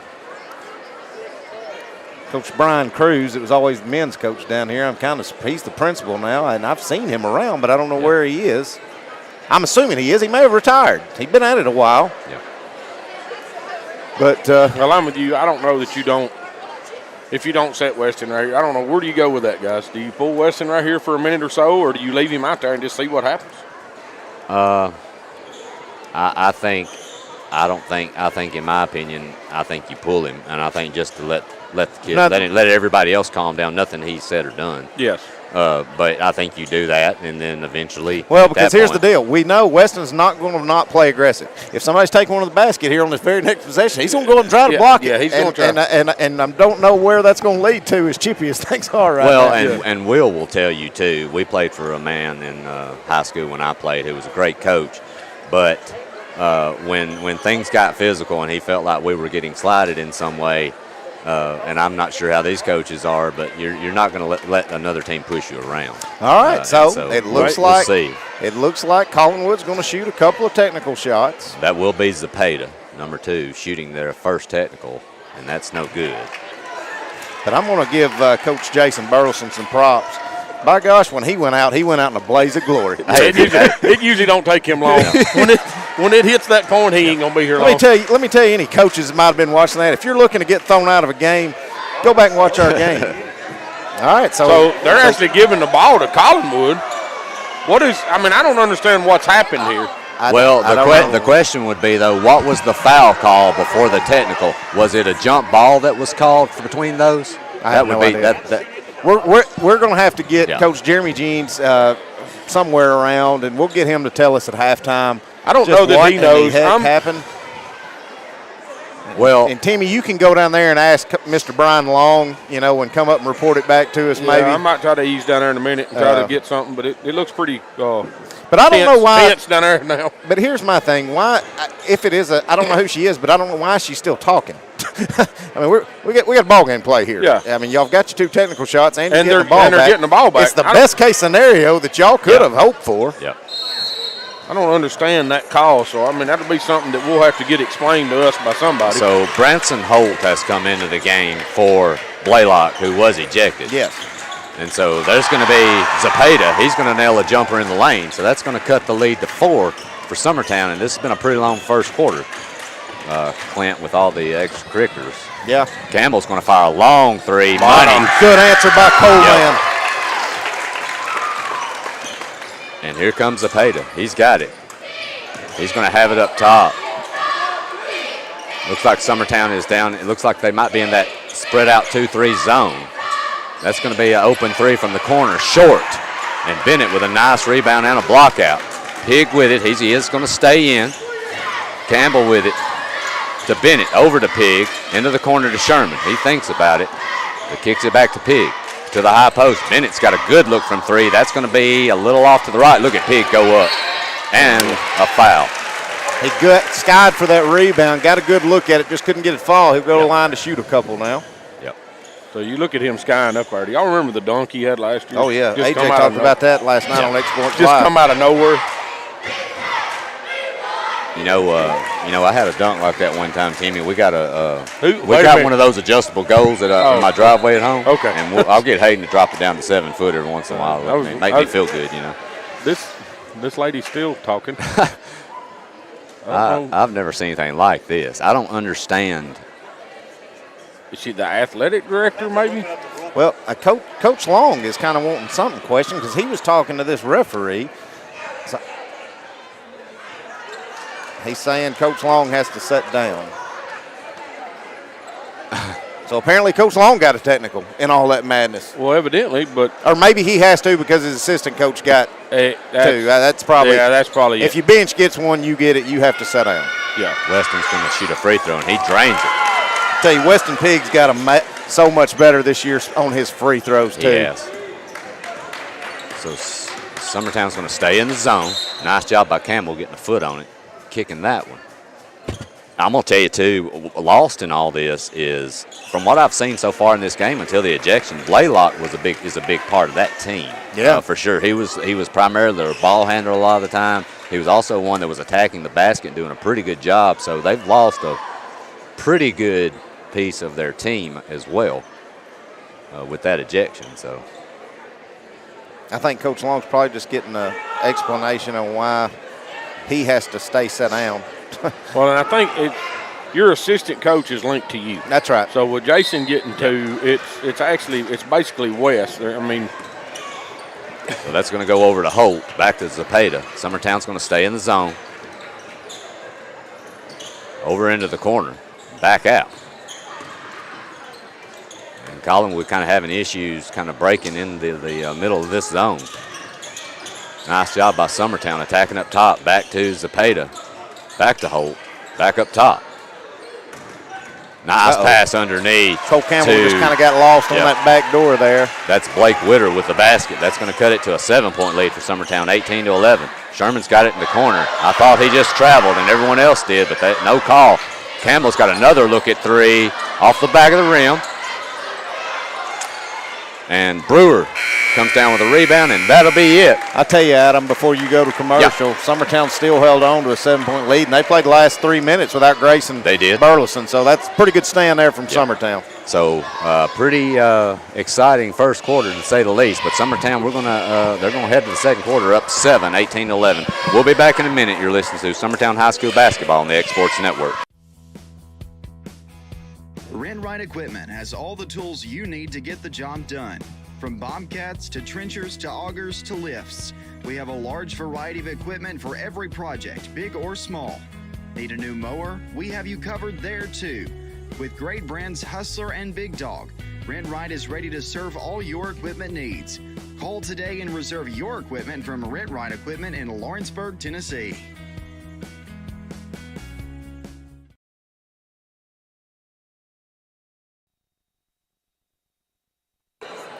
So here we are, start of the second quarter. Summertown leading 18-11. They're going to have the basketball. Collinwood has jumped out into a half-court trap. And Summertown's got it. Bennett with it. He's going to kick it back to Campbell. Over to Sawyer. Sherman. Back to Bennett. Kurt Burleson with it. He's going to pick up his dribble and get stuck. Campbell's got to look from three, and he's going to take it. No good. Off the front of the rim. And Collinwood's got it with a chance to cut into this 7-point lead. Brewer with it. He's going to kick across to Zepeda. No good. Nice tip back follow, but that one's going to be missed, and Summertown's coming down with it, and that's going to be Burleson. And I think they're going to get, it looks like Brewer, number 24, with the reach-in foul off the rebound.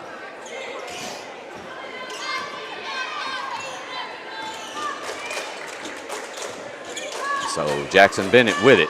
He's going to break across to Campbell, back across to Bennett. Bennett tries to make that pass. Too many bodies in there. It's a tough play, and Collinwood's going to steal that one away. Holt's got it up top for Collinwood. Over to Zepeda. Back to Holt. That's going to be down to Brewer. Sherman's going to tip. Nice job there by Campbell knocking it out of bounds. You know, Timmy, this little half-court trap Collinwood's ran's kind of giving us a little bit of trouble these last few possessions. It is. We're struggling with it a little bit. Zepeda's going to kick it into the corner to Thompson. Into Brewer. Zepeda with a short jumper in the lane. Missed. And Holt's going to come out with it. The smallest kid on the court. Nice job. What is that kid, 4'8"? Yeah, he's a tough kid, man. He's done a great job. That's going to be a long three, short. And Sherman's got it for Summertown. Nice job there. Kurt Burleson's got it for Summertown to Sherman. Over to Campbell. He's got another open look. Short again. And Collinwood back with it. Summertown's went cold here to start the second quarter. Boys, I have an update. Okay, the reason Coach Jason Burleson got thrown out is because Grayson Burleson got thrown out. Why? Okay, why? Because they said he left the bench when that fight was ensuing. They said he left the bench, so he's thrown out. And so Grayson Burleson is no longer able to come back in this game. So Summertown's going to have to win this one without their leading scorer. They won't have Grayson against Lawrenceburg. Well, they said shouldn't have. Well, that'd be Spring Hill, but they said they're going to try to send this in and see if sometimes you can get them reduced or whatever. But doesn't look good because you get thrown out. You got to at least set out 2 games. So we'll see what the outcome of this is. This game counts as 1. Spring Hill will be 2, right? Should. So the missed three-pointer by Sherman, but Campbell with a great job getting the scraps up off that rebound. And he's going to get an and one opportunity here to possibly push his lead to 10. And he does. Cole having a good night. Summertown leading 21-11. We're inside of 6 minutes here to go in the second quarter. And they've went back into the zone as well. That's going to be skipped across to Holt. Back to Zepeda. He's going to get trapped up top. He's going to skip it completely across the other side to Thompson. He's going to fire a long shot. No good. And that one's going to be thrown out top, but saved by Holt. He's going to have it in the corner. He's going to throw it back up top to Zepeda. And Summertown still applying pressure. Over into the corner to Thompson. Back to Zepeda. He's going to have it stripped by Campbell, and he's going to take off. He's going to lay it up, no good. Nice job there hassling the breakaway. And they're going to get it ahead to Zepeda for an easy lay-in. So that's going to cut it to 8. Into Kurt Burleson. He's going to shoot a 3. Money. Big shot there by Burleson as Collinwood was starting to eke back into this thing, but that's going to push it back to 11. Skipped across to Zepeda. Into the corner to Witter. Over to Brewer, back up top. And we've got 2. We could possibly call a foul on there for Summertown. I think they're going to get Kurt with that. Yeah, you may be right. And that's who it will be. That will be. Man, if that's the case, okay. Scared me for a second. No, it's just Kurt's first. All right, his first. So Thompson is going to hit the first free throw. Cut it back to 10. As we mentioned, it seems that Grayson Burleson will no longer be able to participate in this game. That's definitely a big loss for Summertown. Well, you know, half their bench cleared too. So, yeah. I mean, I don't understand. You know, their coach was plumb down there on the free throw line. That's going to be missed by Sherman, and that will be Leighton Sherman, who's checked into the game. Timeout by Collinwood. Be a full. Collinwood's going to get a timeout. So we'll take it with them. Summertown leading 24-14. You're listening to Summertown High School basketball on the X Sports Network. Lawrenceburg Flooring and More is your premier source for hardwood, laminate, luxury vinyl tile, sheet vinyl, residential and commercial carpet, carpet tiles, ceramic and porcelain tile, waterproof floating floor, plus blinds and shutters. Lawrenceburg Flooring and More is also home to all name brands and can tackle projects big and small. Installation, you're covered with installers who've got years of experience and stand behind their work. Let Lawrenceburg Flooring and More make your design dreams a reality. 2760 Highway 43 North, or visit LawrenceburgFlooringandMore.com. Did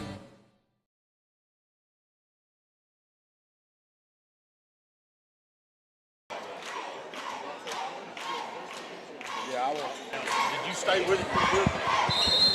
So we are back, and Summertown leading 24-14 here with 4 minutes to go in the second quarter. Collinwood has the basketball. Summertown's going to stay in this half-court trap. Nice job there. Nice pass in the middle and one. That will be Fletcher Thompson. So he's going to go to the line with a chance to cut this to 7.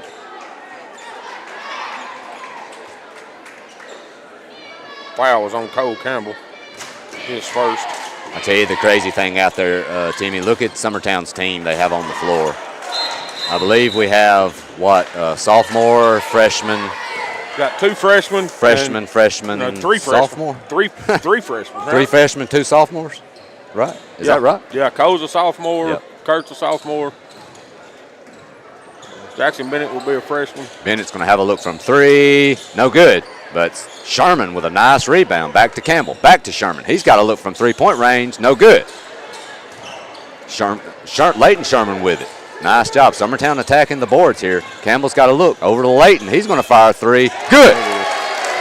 I'll say one thing about this team. You've got shooters all over this floor right here with this group. Yes. There's not just any kid that you can just lay off of. You better get out to these shooters.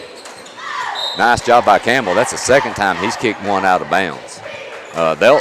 This group here for Summertown will eventually shoot them out of that half-court trap if they keep that up. But nice inbound. That's going to be thrown away, but saved. Nice job saving that one.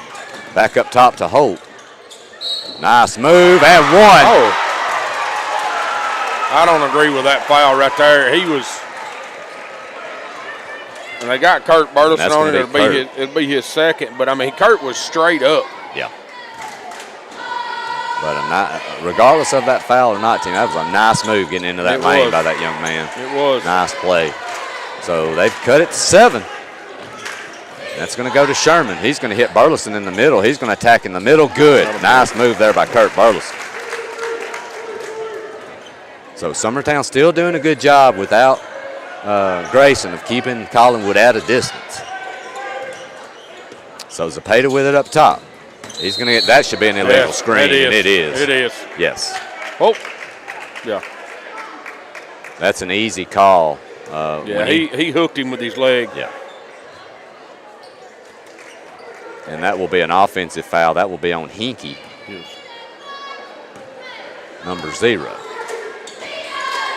So Summertown back with it. Campbell with it up top, over to Sherman. He's going to pick his dribble up, back to Campbell. Into the corner. Jackson Bennett with a nice move and a short jumper. Short. Kurt Burleson with it. He's going to get the rebound and up. That's going to put it to 11. Kurt cleaning the trash up down there, looking good. Well, Kurt's got a significant advantage down low right here with his size differential against this team. We need to use it. So Zepeda with it back up top for Collinwood as they get it across. Summertown in the 2-3 zone. Nice job by Sherman. He's hassling up top. That's going to be thrown down low to Witter, and he's going to get fouled. It's going to be that on will Cole. be on Campbell. It'll be his second.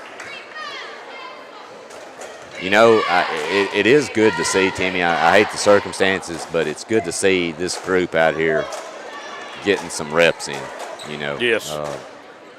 This is what will make, you know, you can practice all you want and work hard, and that's important, but being out here and getting time on the floor, that's the most, that'll help you develop faster than anything. Absolutely. And we was young, and we need to get them in. I mean, if we can pull this game out with this, and, you know, they'll have a lot more confidence going into other games. Yep. Sherman's going to fire one from the parking lot. No good. That was a long one. And Collinwood's got it. Zepeda's going to walk it across. We're inside of 2 minutes here till the half. Hinkie with it. Over to Holt. That's going to be a nice dump down low, short. Good defense right there by Kurt Burleson. Yep. And Bennett came out with it, and he's going to get to Sherman. Back to Bennett. Over to Campbell. Nice entry pass to Burleson. He's going to kick out. Nice pass. Sherman's got a look long. No good. And I think that one went off Cole when it did. Foot, yeah. I like these young men getting these open shots and taking them, you know, being aggressive. But it also reaches the point, too, you've got a really good post guy down low, Timmy, yes, that can score. You got to use him. And you got to use it. I like to see Kurt catch it down there and kick it back out when he seen he didn't have nothing. I mean, that could be huge to our offense. Nice move there by Fletcher Thompson. And that's going to cut it to 8. And we're almost inside of a minute here. Campbell with it up top. Over to Sherman. He's going to fire another one. No good. And Zepeda's got it. He's going to bring it across. And gets a charge call right there, pushing off. So that should give Summertown some free throws here. You'd think. I mean, they're in the, well. No, it's an offensive. That's correct, yeah. Yes, offensive foul. No. So Summertown got it. Into Burleson. He's going to go up and lay it up. I can tell you, I tell you, Kenny, I think he can do anything he wants to down there. I think he can too. He's got them outsized, and he's out. He's just out stronging them down there. Yep. So we've got to use it. Summertown with a 10-point lead now. We're inside of almost 30 seconds. That's going to be thrown up and knocked down by Campbell. Nice job there, but it's taken away by Zepeda. He's going to kick it ahead to Thompson, and he lays it in. The only thing Cole did wrong with it, instead of just jumping up and grabbing it and securing it, he tried to tip it to himself to run with it, and it gave Zepeda enough time to come snatch it. So Campbell up top. Looks like they're going to play for the final shot. We've got under 10, 8 seconds remaining. Nice kick there to Kurt Burleson. And he's going to lay it in easily. 3 seconds left. Zepeda's going to fire one inside of half court. No good, but close. And Summertown is going to hold a 10-point lead here into the half. And before we go, I listened to Coach Wes Long tell his bunch, said, look, get fired up and play for your teammate that got kicked out, all right? And Kurt Burleson and Cole Campbell, they're playing like that. So we'll go to break. We'll come back and talk to Coach Jeremy G in just a minute. Stay with us. We'll be right back. Make 2022 the year to refresh your home. And who you gonna call to help? Story & Lee, the Tennessee Valley's largest furniture store. We've stocked our 3 acres of showroom and warehouses full of inventory. And gotta make room for more arriving daily. Living rooms, dining rooms, bedrooms, all from the brands you've told us you love. And it's all ready to be delivered to your home absolutely free. Just try that anywhere else. We are Story & Lee.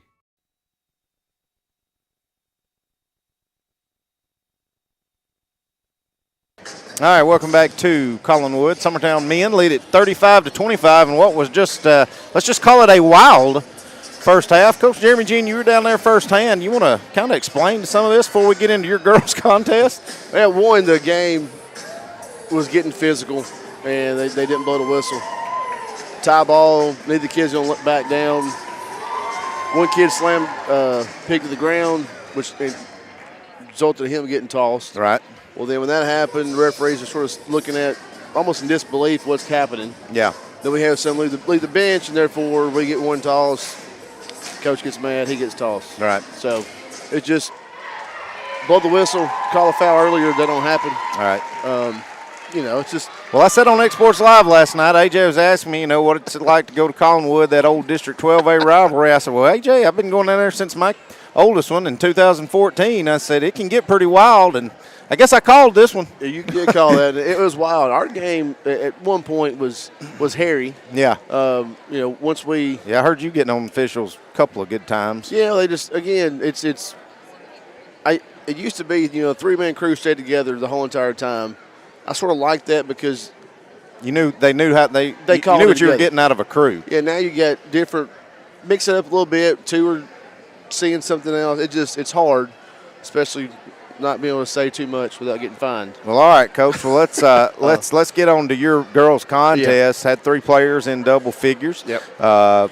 Distributed the ball. Ainsley Burleson, she coming off kind of not feeling well this week. You could tell the shots that she did miss were short, just kind of legs wasn't there and stuff. But talk about what you saw out of your crew tonight. I'm proud of our resiliency. Right. Because at one point, we're 10, 12, 10, 12, 6. Right. Could have folded. We got a little shot, not shot happy, but shooting quick happy. Right. There for a little while. We settled down, attacked the rim, and the lead got out to 20. But I'm just proud of us staying the course, not freaking out. That happened 3 weeks ago at Wayne County. We freak out, lose the ball game. Right. Timmy asked me, he said, Clint, any of your kids ever shot 10 for 10 from the foul line? And I said, I don't think any of them's ever shot 10 foul shots. But I'll give him credit. She got there tonight. Yes, and put it in the hole. Yeah. But Coach, the way I kind of described it, we got 3 of us on this one, and we were just kind of talking about what we saw out of our girls' team. And I said, sometimes we can look like the most fluent, make that extra pass, reverse the ball, everything looks good. And then sometimes we look like our parents are paying us $100 a shot, and we got to get to 100 or we lose sometimes. Yeah. And what's it? What are you seeing as far as that? Just because let's just call it what it is. We're still December. We're still early December. Are you seeing that kind of mesh together? It is. It's going to keep getting better the more we play. Again, going back to the summertime, we have one kid out this time, one kid. It just it's hard. Summer, long ways away, still. But preseason stuff, we're playing kids. But you play 2 20-minute games, that's it. Right. So they're learning each other, learning that, hey, this year, Olivia, she can drive the rim and score. Right. That's something different that she added from last year. So now she's making some threes. Different kids have added things to their game where they're learning each other. Hey, I can trust her that she'll catch this pass and make the right decision. So the stickiness that's getting, the pay for shot, I call it sticky hands. Right. It's getting less and less each game. We just got to continue to. Sorry, we're watching. I saw it too. Wow.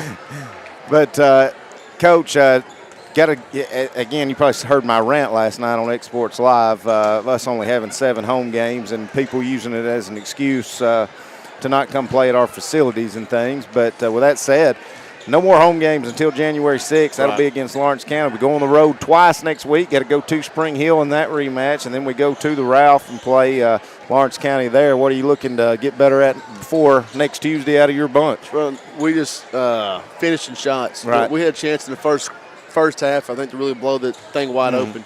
We had 34 points at half, I think. Very easily could have had, or 32. We could have had 45. Right. We missed some easy shots that we usually make. Again, we got to find a way to. We're running a lot during ball games. Our legs are going to be tired. So, defensive pressure, though, Coach, you've had to be pleased with it, especially the last 2 games, and it really took it over for you there in that end. When, like you said, it would be a 12-point lead. The next thing you know, it's 6. But all of a sudden, about 4 or 5 steals in a row, and you're up 16 and never look back. Well, that's what I think the girls are enjoying playing that way because it leaves some rooms for mistakes on offensive end if we're going to get extra possessions by getting them to turn the ball over. Yeah. I'm pleased defensively since the Wayne County game. Even then, we played good defense for about 3 quarters. Mm-hmm. So we just got to continue to get better I don't know at everything. I don't know if you saw tonight, but Richland did beat Loretta by 5 tonight at Richland. Well, it's a good win for Richland. So I think that's probably the first time that's happened in a while. So that you get at least got some game film on Loretta for coming up anyway, since Richland's not playing us. Yeah. Coach, last thing, do we have the Richland Classic schedule or anything? I do. I have the girls. Well, I'll tell you what, you send that to me, and me and Will get that put on our Facebook and exports page and stuff. You don't have to go over it now, but just want to get that out and stuff. But, Coach, good luck, and next week we'll have all those games covered, and just keep doing what we're doing. That sounds good, man. Thank you. That's Coach Jeremy Jean. We'll be back in just a little bit going over stats and numbers, getting ready for second half. Stay with us.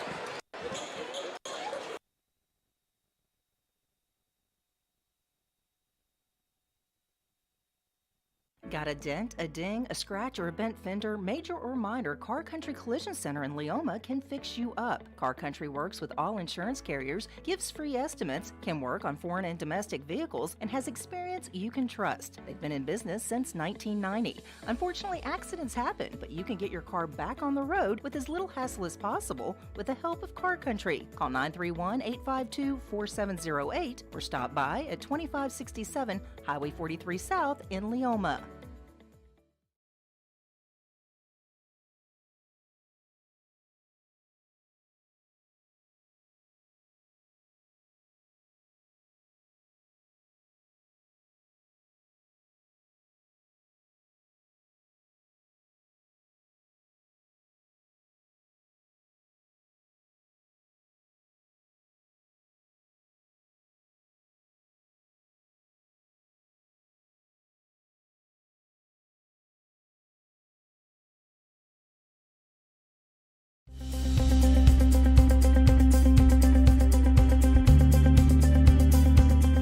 Arctic Air keeps your home or business comfortable.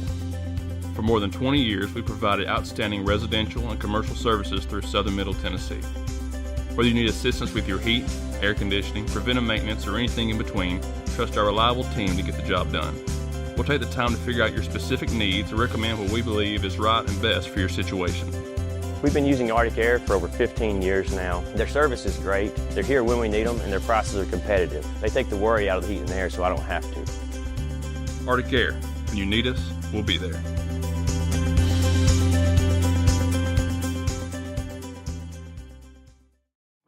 A local law firm respected throughout the state. Generations of clients have turned to Boston, Holt, and Durham since 1948. We assist individuals and businesses with their legal needs, including real estate, property closings, personal injury, employment discrimination, and family law. Our clients get the personal attention. All right, we're back here. We're almost ready to start the third quarter here in about 2 minutes. Summertown with a 10-point lead. We're going to get Mr. Timmy to run through our first half stats real quick. Zippa ended up with 8. Thompson had 8. Holt ended up with 3. And Witter had 6 for a 25 for Collinwood. Coming down the Summertown side, Pig had 2. Campbell had 8. Grayson Bartleson, of course, had 6 in the first quarter. Didn't get to play the second. S. Sherman had 3.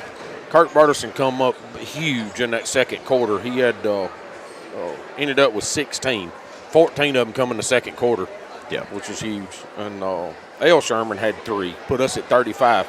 Are we all in pretty good shape foul-wise? Foul-wise, yeah. I mean, for what Clint done this for about half the first quarter. Yep. And evidently he wouldn't keep it up with no fouls, so I'm trying to catch up. I know Campbell's got 2 and Kurt's got 2. Now, I don't know. Now, I know Weston got 1, so we're going to go back to that. On that, they give Weston, the reason Collinwood got the ball is our technicals offset. Okay. Right? So it was 4 and 4. So they completely offset, but they give Weston a common foul for the tie-up down here. So they got the free throws in the ball. Okay. All right, that's what happened there. Now, I did talk to, during the break right there, we were saying this game and 1 more for Grayson. The way I just understand it from Coach Gene, it is not this game don't count. He has 2 more games. So it won't be this game plus 1. It'll be this game plus 2. if it's the same as coaches. I know Coach Burleson is out for this game +2, so he can't come back for 2 games for sure. If that is the case, like you're saying, and our schedule sticks like it is, you're looking at the Spring Hill game Tuesday night and the Lawrence County game Friday night. Yes. So, I'm just kind of wondering if you're Summertown, if you don't try to find a way to get you a game in there before Well, Lawrence I know, County. and Grayson's the tallest guy on the bench down here, but how do you get just Grayson on that when the whole bench cleared? And I'd have to go back and watch it on the video and kind of see what exactly. But I'm going to go back tonight after we get home and kind of see. Nice steal there. We're underway, and Campbell's going to get a steal. He's going to lay it up, miss it, but he's going to get his own board, but it's going to be ripped out by Holt. And here he comes. He's going to take 4 steps and not get a walk, but he gets swatted. And that's going to go back out to Thompson over into the corner. That's going to be Haddock. He's going to miss the 3, but we can't get a board here. And Thompson comes out with it. I'm telling you, this Collinwood team's scrappy. Say what you want, man. They're going to fight you, and they're going to fight. They're going to play hard. They're doing a good job trying to get back in. Summertown still with an 8-point lead here. That's going to be skipped to Bennett.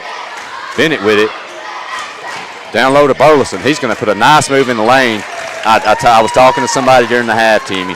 I think you've got to feed that young man early on. Just feed him in the paint. Let him keep doing that little turnaround because he's getting so much higher than everybody else. It's going to be tough to stop. Nice job by Pig knocking it out of bounds. Yeah. Well, and and look, I feel like he can score down there at will the way he's playing right now. But once they start collapsing and make adjustments, then if you need to kick out those shooters, you can do it. Yes. But nice job there, and it's going to stay with Collinwood. Holt's got it. He's going to bring it in to Thompson. Thompson's going to get trapped, and he almost throws it away. Back out to Zepeda, and he's going to fire a 3. That barely nicks the rim, but it will stay with Collinwood. So Zepeda bringing it in under his own basket. Summertown looks like they're in that 2-3 zone. So that's going to go up top, kicked over into the corner. Zepeda with it. I'm sorry, Timmy, go ahead. This zone worked really well for us in the first, and there's Weston tying another one up. Yep. He's not going to turn that ball loose on that. He's not. So. And look, you hate what happened, but you play hard. That's your job. That's what that kid does, and he needs to do what he does best, and that is play his butt off. Yeah. Burleson with a beautiful underneath move. Timmy, I think he can do it all night long. If you played 8 straight games over the next 12 hours, he could do it, I think. Nice, though. That one's going to be overthrown into the post over Thompson's head, but off of Burleson. Yeah, it must have had to have been deflected by Burleson. Yeah. So Collinwood with it under their own basket. Man, number 24 was wide open, but he's going to miss the layup. That's going to be blocked, but they're going to get a foul there. there. Who they get on that. Kurt had all ball at the top of that. Yeah. They're going to get Weston. Give that to Weston. Yeah, Kurt and Weston were both there, but like you said, it looked like Kurt had all ball with his attempt. So that is, according to the board, they've got Weston with 3. Yeah. Haddock nails the first free throw for Collinwood. Timmy, I was just going to come down here for a nice, easy drive tonight. Nice, calm game. Down the trace, drink my sun drop. I wasn't planning on all this excitement. Yeah, I wasn't either. Now, if it's Lawrence County, Loretta, you can maybe plan on it. This is Collinwood, man. Back in the early 90s. Yeah. Which, I'm a little older than you. Bennett's going to fire one. That's no good from the right-hand wing. This was a big rivalry for Summertown. Yeah. I mean, this was huge. This was a huge game for us, and it was always a tough game down here. Nice pass there, and that one's going to be blocked by Burleson, but back out to Holt. He's going to get in the lane and kick it out. Zepeda with it. He's going to penetrate for a short jumper. No good. And Burleson with a rebound. Kurt's really active tonight. He is. Offensively and defensively. Yeah, got to be right here. That's going to be skipped across the court to Pig. He's going to dump down to Burleson. Burleson with a hook. He's 3 for 3 this quarter, Timmy, and that little hook jump shot right there is just, and he knew it was in when he turned it loose. He is fired up and ready to go right here. They're going to get they're going to get Haddock for going out of bounds, stepping out of bounds. No, they've caught a charge on him. Oh, a charge. They've caught him an offensive charge I on just, him. look, I'm not saying it's a right or wrong call. I just don't understand how you call charge calls when somebody's on the side of you. I just still don't understand that. Yeah, I don't understand that at all. That will be his fourth. Yeah. So that's huge. So Summertown here, they're extending this lead out just a little. We got a young group in here, but they're playing some pretty good basketball right now and playing tough ball too. Over to Pig. Campbell's got it. He kicks, and a wide open shot for Daniel. No good, but a good shot. That's a great shot right there. Good that's rotation. the shot you want. That's what we got to do. We got to rotate the ball right here and get everything cleared. Somebody's going to be open. Over to Daniel in the corner again, and he's going to throw it away. That's not a good choice right there. And Collinwood's got it. Well, the way Kurt's handling them down low, they're going to start packing it in on him. And if they do, we've got to make them pay outside with it. Kick to the corner. That's going to be Thompson with a step back, and that's going to go over the rim and throw it away now. Daniel comes out with it, and he's got it to Campbell. Kurt Burleson with it up top. Campbell's got a wide open look, and he's going to fire it. Money. Hey, could Jason Campbell shoot the basketball that well? Yes. Could he? Yes. You ain't never seen none of the videos? I've seen a little bit of Jason, but you know when I was coming into school and really coming in to start to play basketball, he was kind of on his way out a little, so I really didn't get to watch Jason a lot. So Collinwood's going to get them a bucket right there, and they're going to get a timeout. But Summertown with still holding a 13-point lead here. We'll take a short break. We'll be back just in a moment. You're listening to Summertown Basketball on the X Sports Network. Hey, this is Phil Hooper. Get the look you want for your favorite school, church, or business with apparel from HD Ink Screen Printing in Leoma, Tennessee. Got a logo you need embroidered or screen printed? Let HD Ink give you the professional look that sets the bar in today's world. We do fundraisers and custom designed apparel and so much more. Call today, 931-201-2961, or come see us at our new shop located at 26 Ingram Road in Leoma. Remember, HD Ink for the look you want and the look you deserve.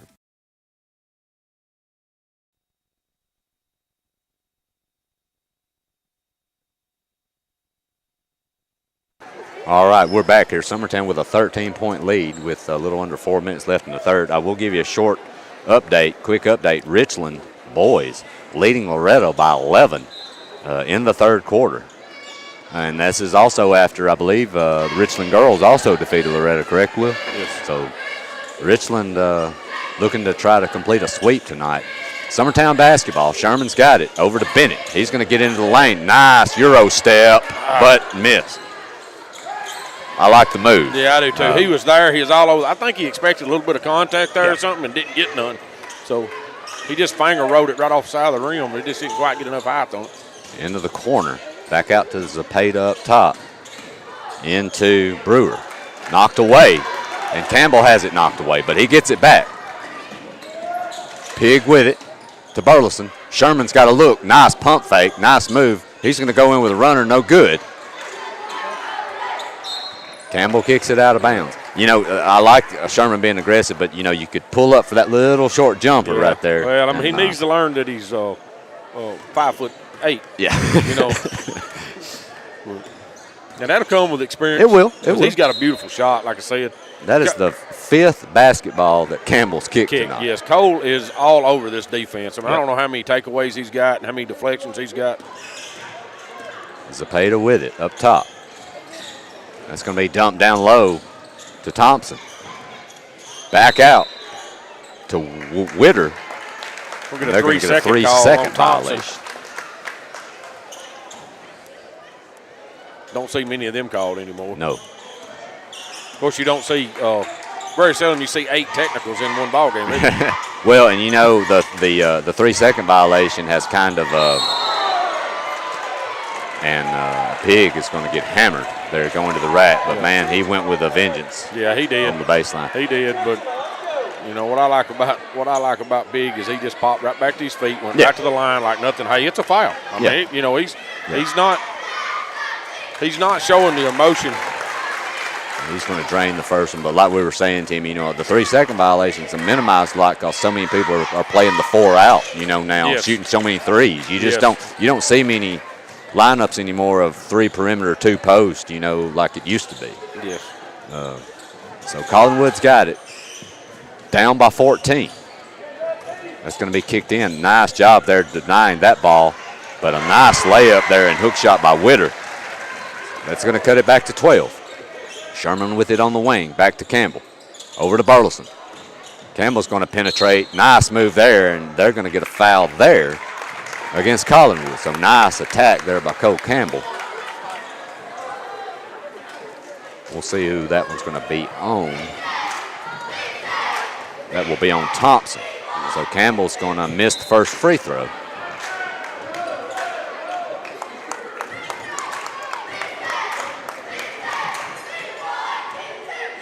And here's his second attempt. That's off the side of the rim, no good. And man, Summertown's going to get a break there. Yeah, I didn't see the walk. Did you? I didn't see the walk. He stutter stepped, trying to save it, and just shuffled those feet just enough to get the call. Yep. So Summertown. By the way, those nachos are good, Tim. Well, it didn't take you long to hammer them either. Well, I'm a big boy. That's going to be off. I agree. Daniel. Getting bigger, too. So that inbound's going to be off Daniel. Quick update, Richland has extended the lead to Loretta by 16 in the fourth. So Richland on their way to sweeping Loretta tonight. It's been a long time probably since that's happened. Yeah, for sure. Holt's got it on the wing. Back to Zepeda. Over to Brewer. Back across to Holt. He's going to fire 3. Short. Rebounded by Burleson. Hey, Kirk Burleson, that's about his 19th rebound, I think. I don't know how many rebounds he's. Campbell's going to slow it down a little bit and walk it up. The Trojans are also, it looks like, in a 2-3 zone. Trying to run a set here. Yep. Daniel with it over in the corner to Sherman. He has a look. He's going to kick it back. Over in the corner to Campbell. He's going to shoot a 3. That's good. Cole Campbell feeling it tonight, boys. Yep. That's going to push Summertown's biggest lead of the night to 15. That was a very good set, too. Run smooth. Good ball movement. There's knocked Cole away by Campbell. Campbell with another tip.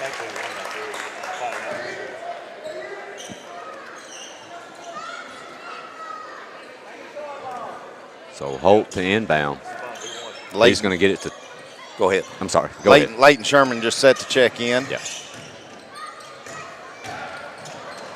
You don't see that very much. Dribbled completely out of bounds. I've been saying that ball got too much air in it all night. Another quick update. We have a final in Lewis County. The Summertown Middle School boys have went to Lewis County and won that basketball game 53-50. I'm going to tell you, Will, we were talking about this. I was not impressed with how they played last night. I think Coach Woods and the whole team would agree. But I can't wait to get home and watch that game. Sherman nails a 3.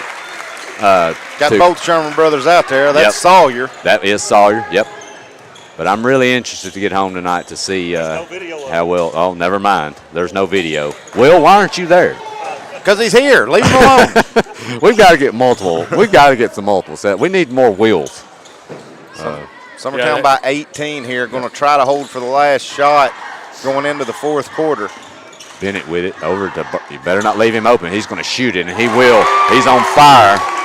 Cole Campbell having himself a night. That's his 4th 3 of the contest.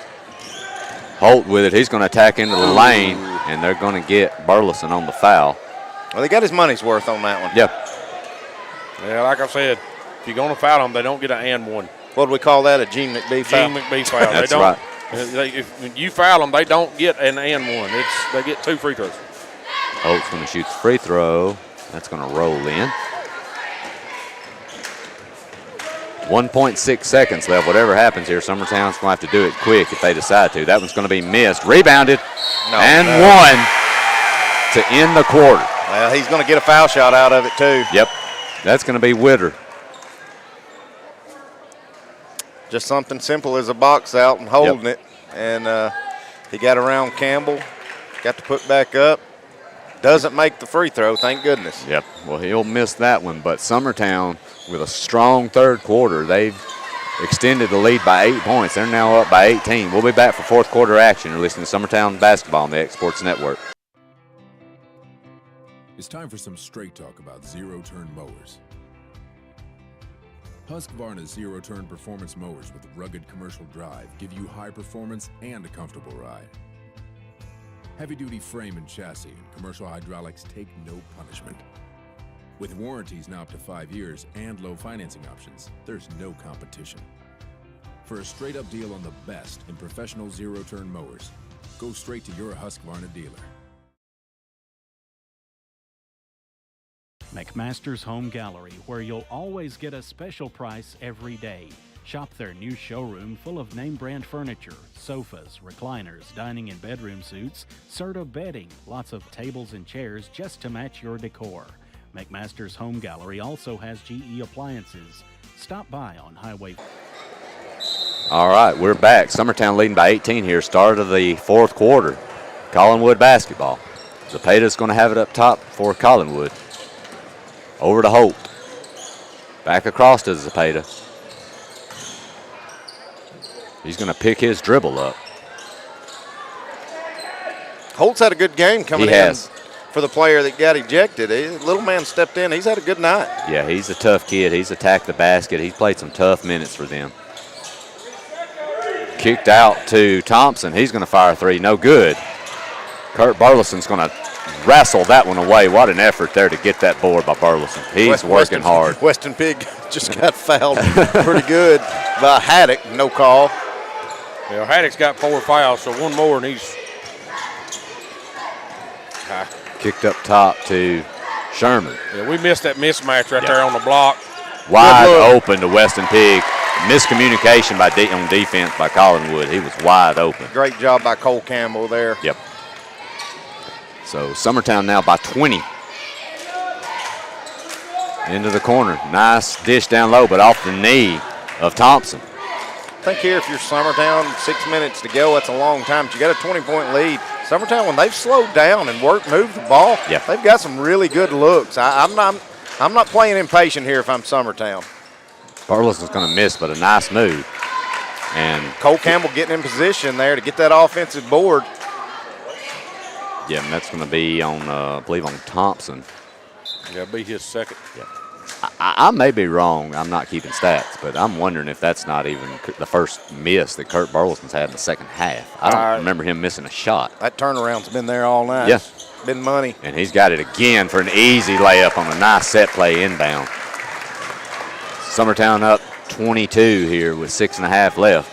Holt with it. He's going to attack baseline but get cut off. Over to Zepeda. Into the corner to Witter, who's going to miss the three. Rebounded. Stripped away. Scrum for it. Witter up. He's going to miss. Going to get a foul on Summertown. Let's see if they're going to get it on Campbell or Kurt Burleson. That's on Kurt. That will be his fourth. That's huge. That'll get Daniel up to get Kurt. So you're going to see a lot of offensive defense substitutions. Lawrence County, they're in upset mode here as Athens is up 8 on Lawrence County at Lawrence County. Lawrence County still hasn't lost a game this year, but they're in danger of it. Zepeda fires a long three, barely draws iron, and Campbell's got it.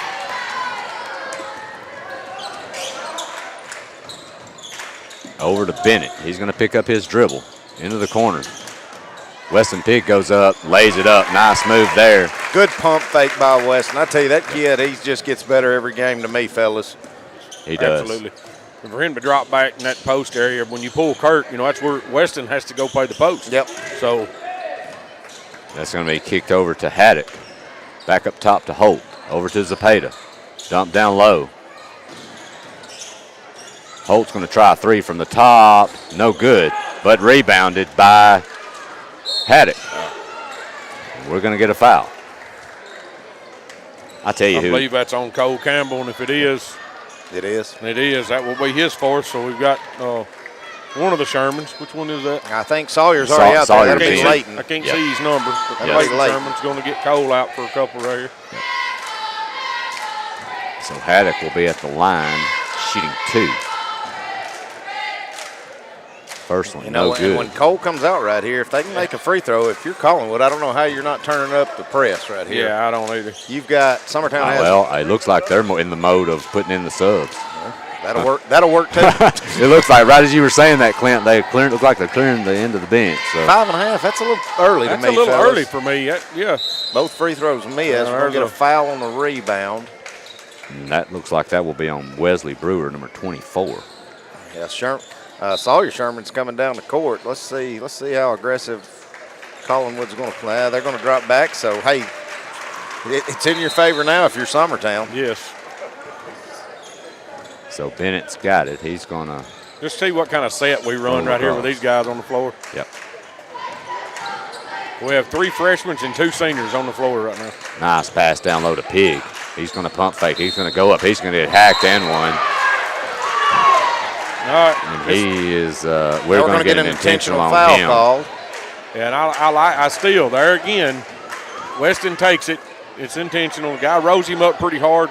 Weston pops up, walks to the free throw line, says, "Hey, here I am." You know. And I will give the young man that they called it on. I think he just got tied up. I don't think that was anything flagrant. No, I don't either.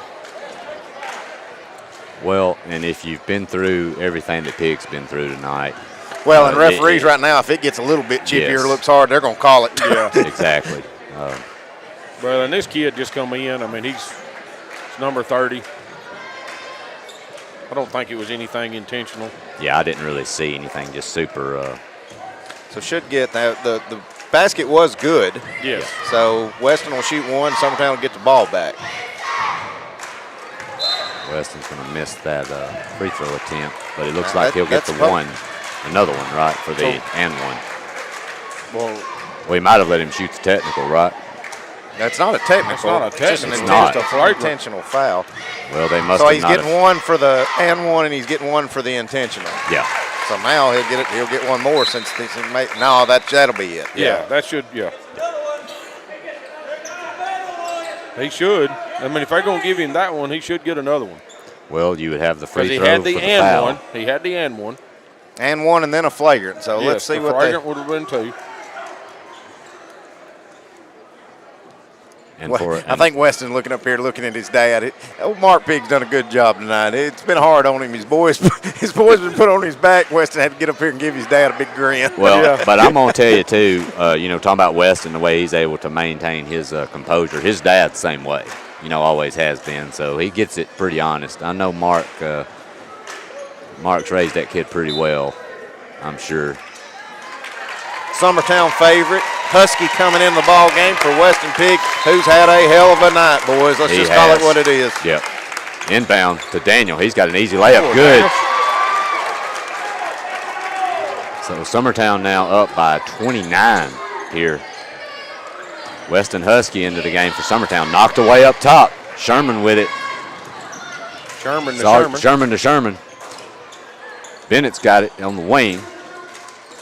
Into the corner. Husky. Sherman's going to fire a 3. No good. But tipped out of bounds by Collinwood. So we'll stay here. Coach Long chewing out some of his younger players for being a little hesitant on shooting the ball. He said, that's what you're in there for. Shoot the ball. Sawyer Sherman is going to fire it. That was Leighton that time. Yep, that's right. That's correct. Yep, Leighton. It's going to take me a little bit of time with these two young men to get this down. Say Will Daniels night probably done. It looks like who is 20? Graham Howell. Graham Howell's checked in the game. Sorry, I don't have a sheet. Yep. So Bennett got it up top now to Leighton. To Sawyer. Back to Bennett. Had Howell down there on the seal. Nobody saw him. Yep. Over in the corner to Sawyer. He's got it. Nice dump down low. Paul Howell picks it up. Graham. And there's a 3. Son. Yeah, I know. I've done that a couple times this year, actually. Even when he was in middle school, I would do the same thing. Sherman's got to look from 3, and he'll drain it. Just dribbled right back to three-point line, turned around, fired it. Yep. I think that put both Sherman boys in. Well, I'm going to tell you, if Coach Long did you give that to the right one? Yeah. If Coach Long wants some kids that are going to shoot the basketball and not be afraid, I can tell you both Leighton and Sawyer are going to shoot the basketball. They do a good job. Rebounded up and in by Collinwood. Number 11, Brewer. Yep. Leighton's going to bring it across over to Husky. Down low to Graham Howell. Nice shot by up top. And Leighton Sherman's going to drain one. Coach Long going to keep going on his bench. Nice job by Husky. He's going to get the steal up top and attack and lay it up with the left hand. Nice job by that young man.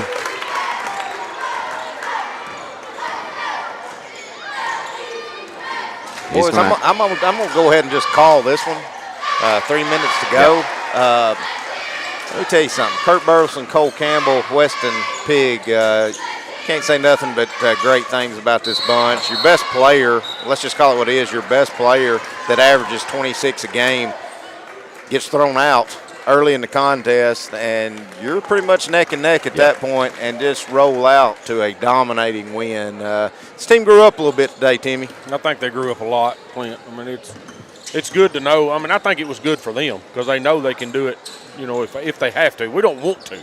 You know, don't get me wrong. I mean, we don't ever want to play a basketball game without, but knowing he's gone for 2 games, you know, these kids needed this. Right. You know, and Kason Blackwood into the game with a nice post move right there. I was going to say, Husky, they let him get away with it twice. Just a little too aggressive right there. I'm going to tell you, you know, Kurt Burleson had a great game tonight, was dominant down low. But I'm going to tell you who impressed me is Cole Campbell. Yeah. And I know he does it a lot, and he's made it a habit over the last few weeks. But he controls the tempo for this team better than any. He knows when to push. He knows when to pull it up. You know, he's becoming the type of floor general you kind of want on the team. He has turned into a complete point guard. Yeah. But he also had a big night scoring the ball tonight, Adam. 4 big threes out of Coleman. Well, you know, his shot's developing, and he's getting better with it. He's getting more comfortable. When you've got Grayson in there, you know, at full strength with all these shooters, this team has got a lot of room for improvement over the next few weeks. They have a lot of our buddy Mr. Joe Gray, his son coming in. Yeah. That will be Brandon Gray in for Collinwood. And also Andrew Mabry has also checked in for Summertown, as well as Kason Bailey. Boys, y'all told me when all that ruckus happened and Grayson gets kicked out, Coach Burleson gets kicked out, and Collinwood loses a player, and it's kind of a tight game. We'd have a running clock at the end of this. We'd be up so much. I'd have told you it's crazy. Husky flies through the air like Kobe and lays it in with a left. Beautiful move. Hey, listen, boys, I know Coach Long can sandbag and be a little overcritical than probably needs to be a lot of times. Yeah. If he don't do nothing to go in that locker room and pump his team up and be proud of them tonight, I don't know if you'll ever get him to. I don't either. But I will say, you know, he come up here during halftime of the girls' game, and the one thing that he kept keying on during the interview was it was going to be a physical game. Right. This is going to be a physical, and it has. I mean, it's been a physical game. Absolutely. Through the whole thing. I mean, it's so. I mean, you know, I think he prepared the boys well for what they was fixing to have to face. Well, we've had 3 ejections. 3 ejections and a handful of technicals. Collinwood's going to miss a 3 right at the buzzer. The clock, we do have a running clock, and that will be the ball game. And then the law is coming out on the law enforcement is coming out on the floor. We'll go over a number of stats. We'll come back and send her home. Stay with us. We'll be right back.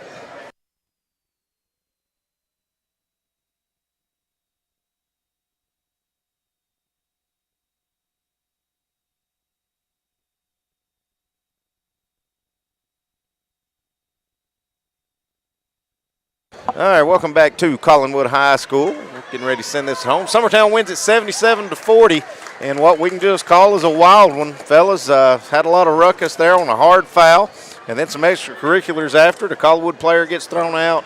Then Grayson Burleson gets thrown out for leaving the bench area to go intervene, and then Coach Jason Burleson gets thrown out.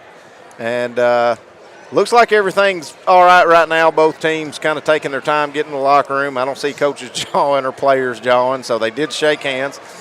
It'll be interesting to see when the TSSAA gets to look at all this film, maybe what happens. But, Timmy, you want to go over our final tallies and stats? I will. For Collinwood, you had Laban with 11. Thompson had 10. Holt ended up with 4 points in that game. Reisner had 2. Brewer had 2.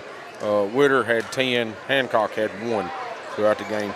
Go down to Summertown. I mean, it's kind of scattered out, but you got Husky with 4, Daniel with 2. Pig ended up with 10 big points in that game. Campbell had 17. Grayson Burleson had the 6. He had the first quarter.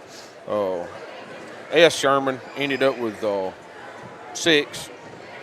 And Kirk Burleson ended up with 24, and L. Sherman ended up with 9. So Sawyer with 6 and Layton with 9. Yes. But man, touch on Kirk Burleson. I mean, we used to do this a lot and give a player a game and stuff like that. I'm going to go ahead and say, hey, the player of the game for this time, I'm going to give it to 2. I mean, you've got Cole Campbell and Kirk Burleson. I would even throw Pig in there for the defense. Pig for the defense that he done, but and the way he played this game, it's just unreal that you had 3 kids that stepped up to do what they done here tonight. I mean, Pig's defense and his after the foul, and it was pretty rough. I don't know if the video showed it, but it looked pretty rough from where I was. His composure was unreal. Yeah. I couldn't have done it. No, there's no way I could have continued to play like he did. If it had been a Brazier or Kinnick, we'd been escorted out ourselves. Even a couple more rough fouls. He had another flagrant on it, and like I said on the radio, he gets slammed to the floor. Jumps up, goes he to the foul pops line. to his feet, walks to the foul line. There's no emotion on his face. He's not jawing nobody. And that's a basketball player. That's right. That's a competitor right there. He never changed the way he played the game, and that's huge. Well, but and Kirk Burleson's stuff and under the basket tonight was just phenomenal. Well, if you go to Exports Live last night, Weston Pig was one of who Coach Long brought for us to interview, and I said the thing that people love about Weston and that I love about Weston is he can foul out in the third quarter or he can make the game-winning shot, and that facial expression, that composure is the same. I said that's what you love out of kids is even keel. Yeah. Adam, again, our middle school team knocked off, got a little revenge against Lewis County, who had beat them earlier in the year, correct? Yeah, that's a big win for that group. I'm proud of them. Like I said, they didn't look great a few nights back, but, man, that's big for that team. They've got a ton of talent. Coach Wood's doing a great job with that bunch, so hopefully they're just going to keep getting better, I hope. All right, well, Summertown sweeps Collinwood at Collinwood. We renew this District 12A rivalry. We'll be back on the air Tuesday night at Spring Hill, and then we've got the matchup at the Ralph next Friday night, a week from tonight, against Lawrence County. Remind everybody, tune in Thursday nights for Exports Live. If you don't like to hear Cam Ashburn, you at least get to hear me and AJ, so 2 out of 3 ain't bad. All right. Well, what if I don't want to like listening to you? Well, then don't tune in. For our stat man extraordinaire and and my ride tonight, Mr. Timmy Kinnick, for Adam doing double duties with me tonight, for our technical man extraordinaire, Mr. Will Pettis, this is Clint Brazier saying so long from Collinwood. We'll see you Tuesday night, folks.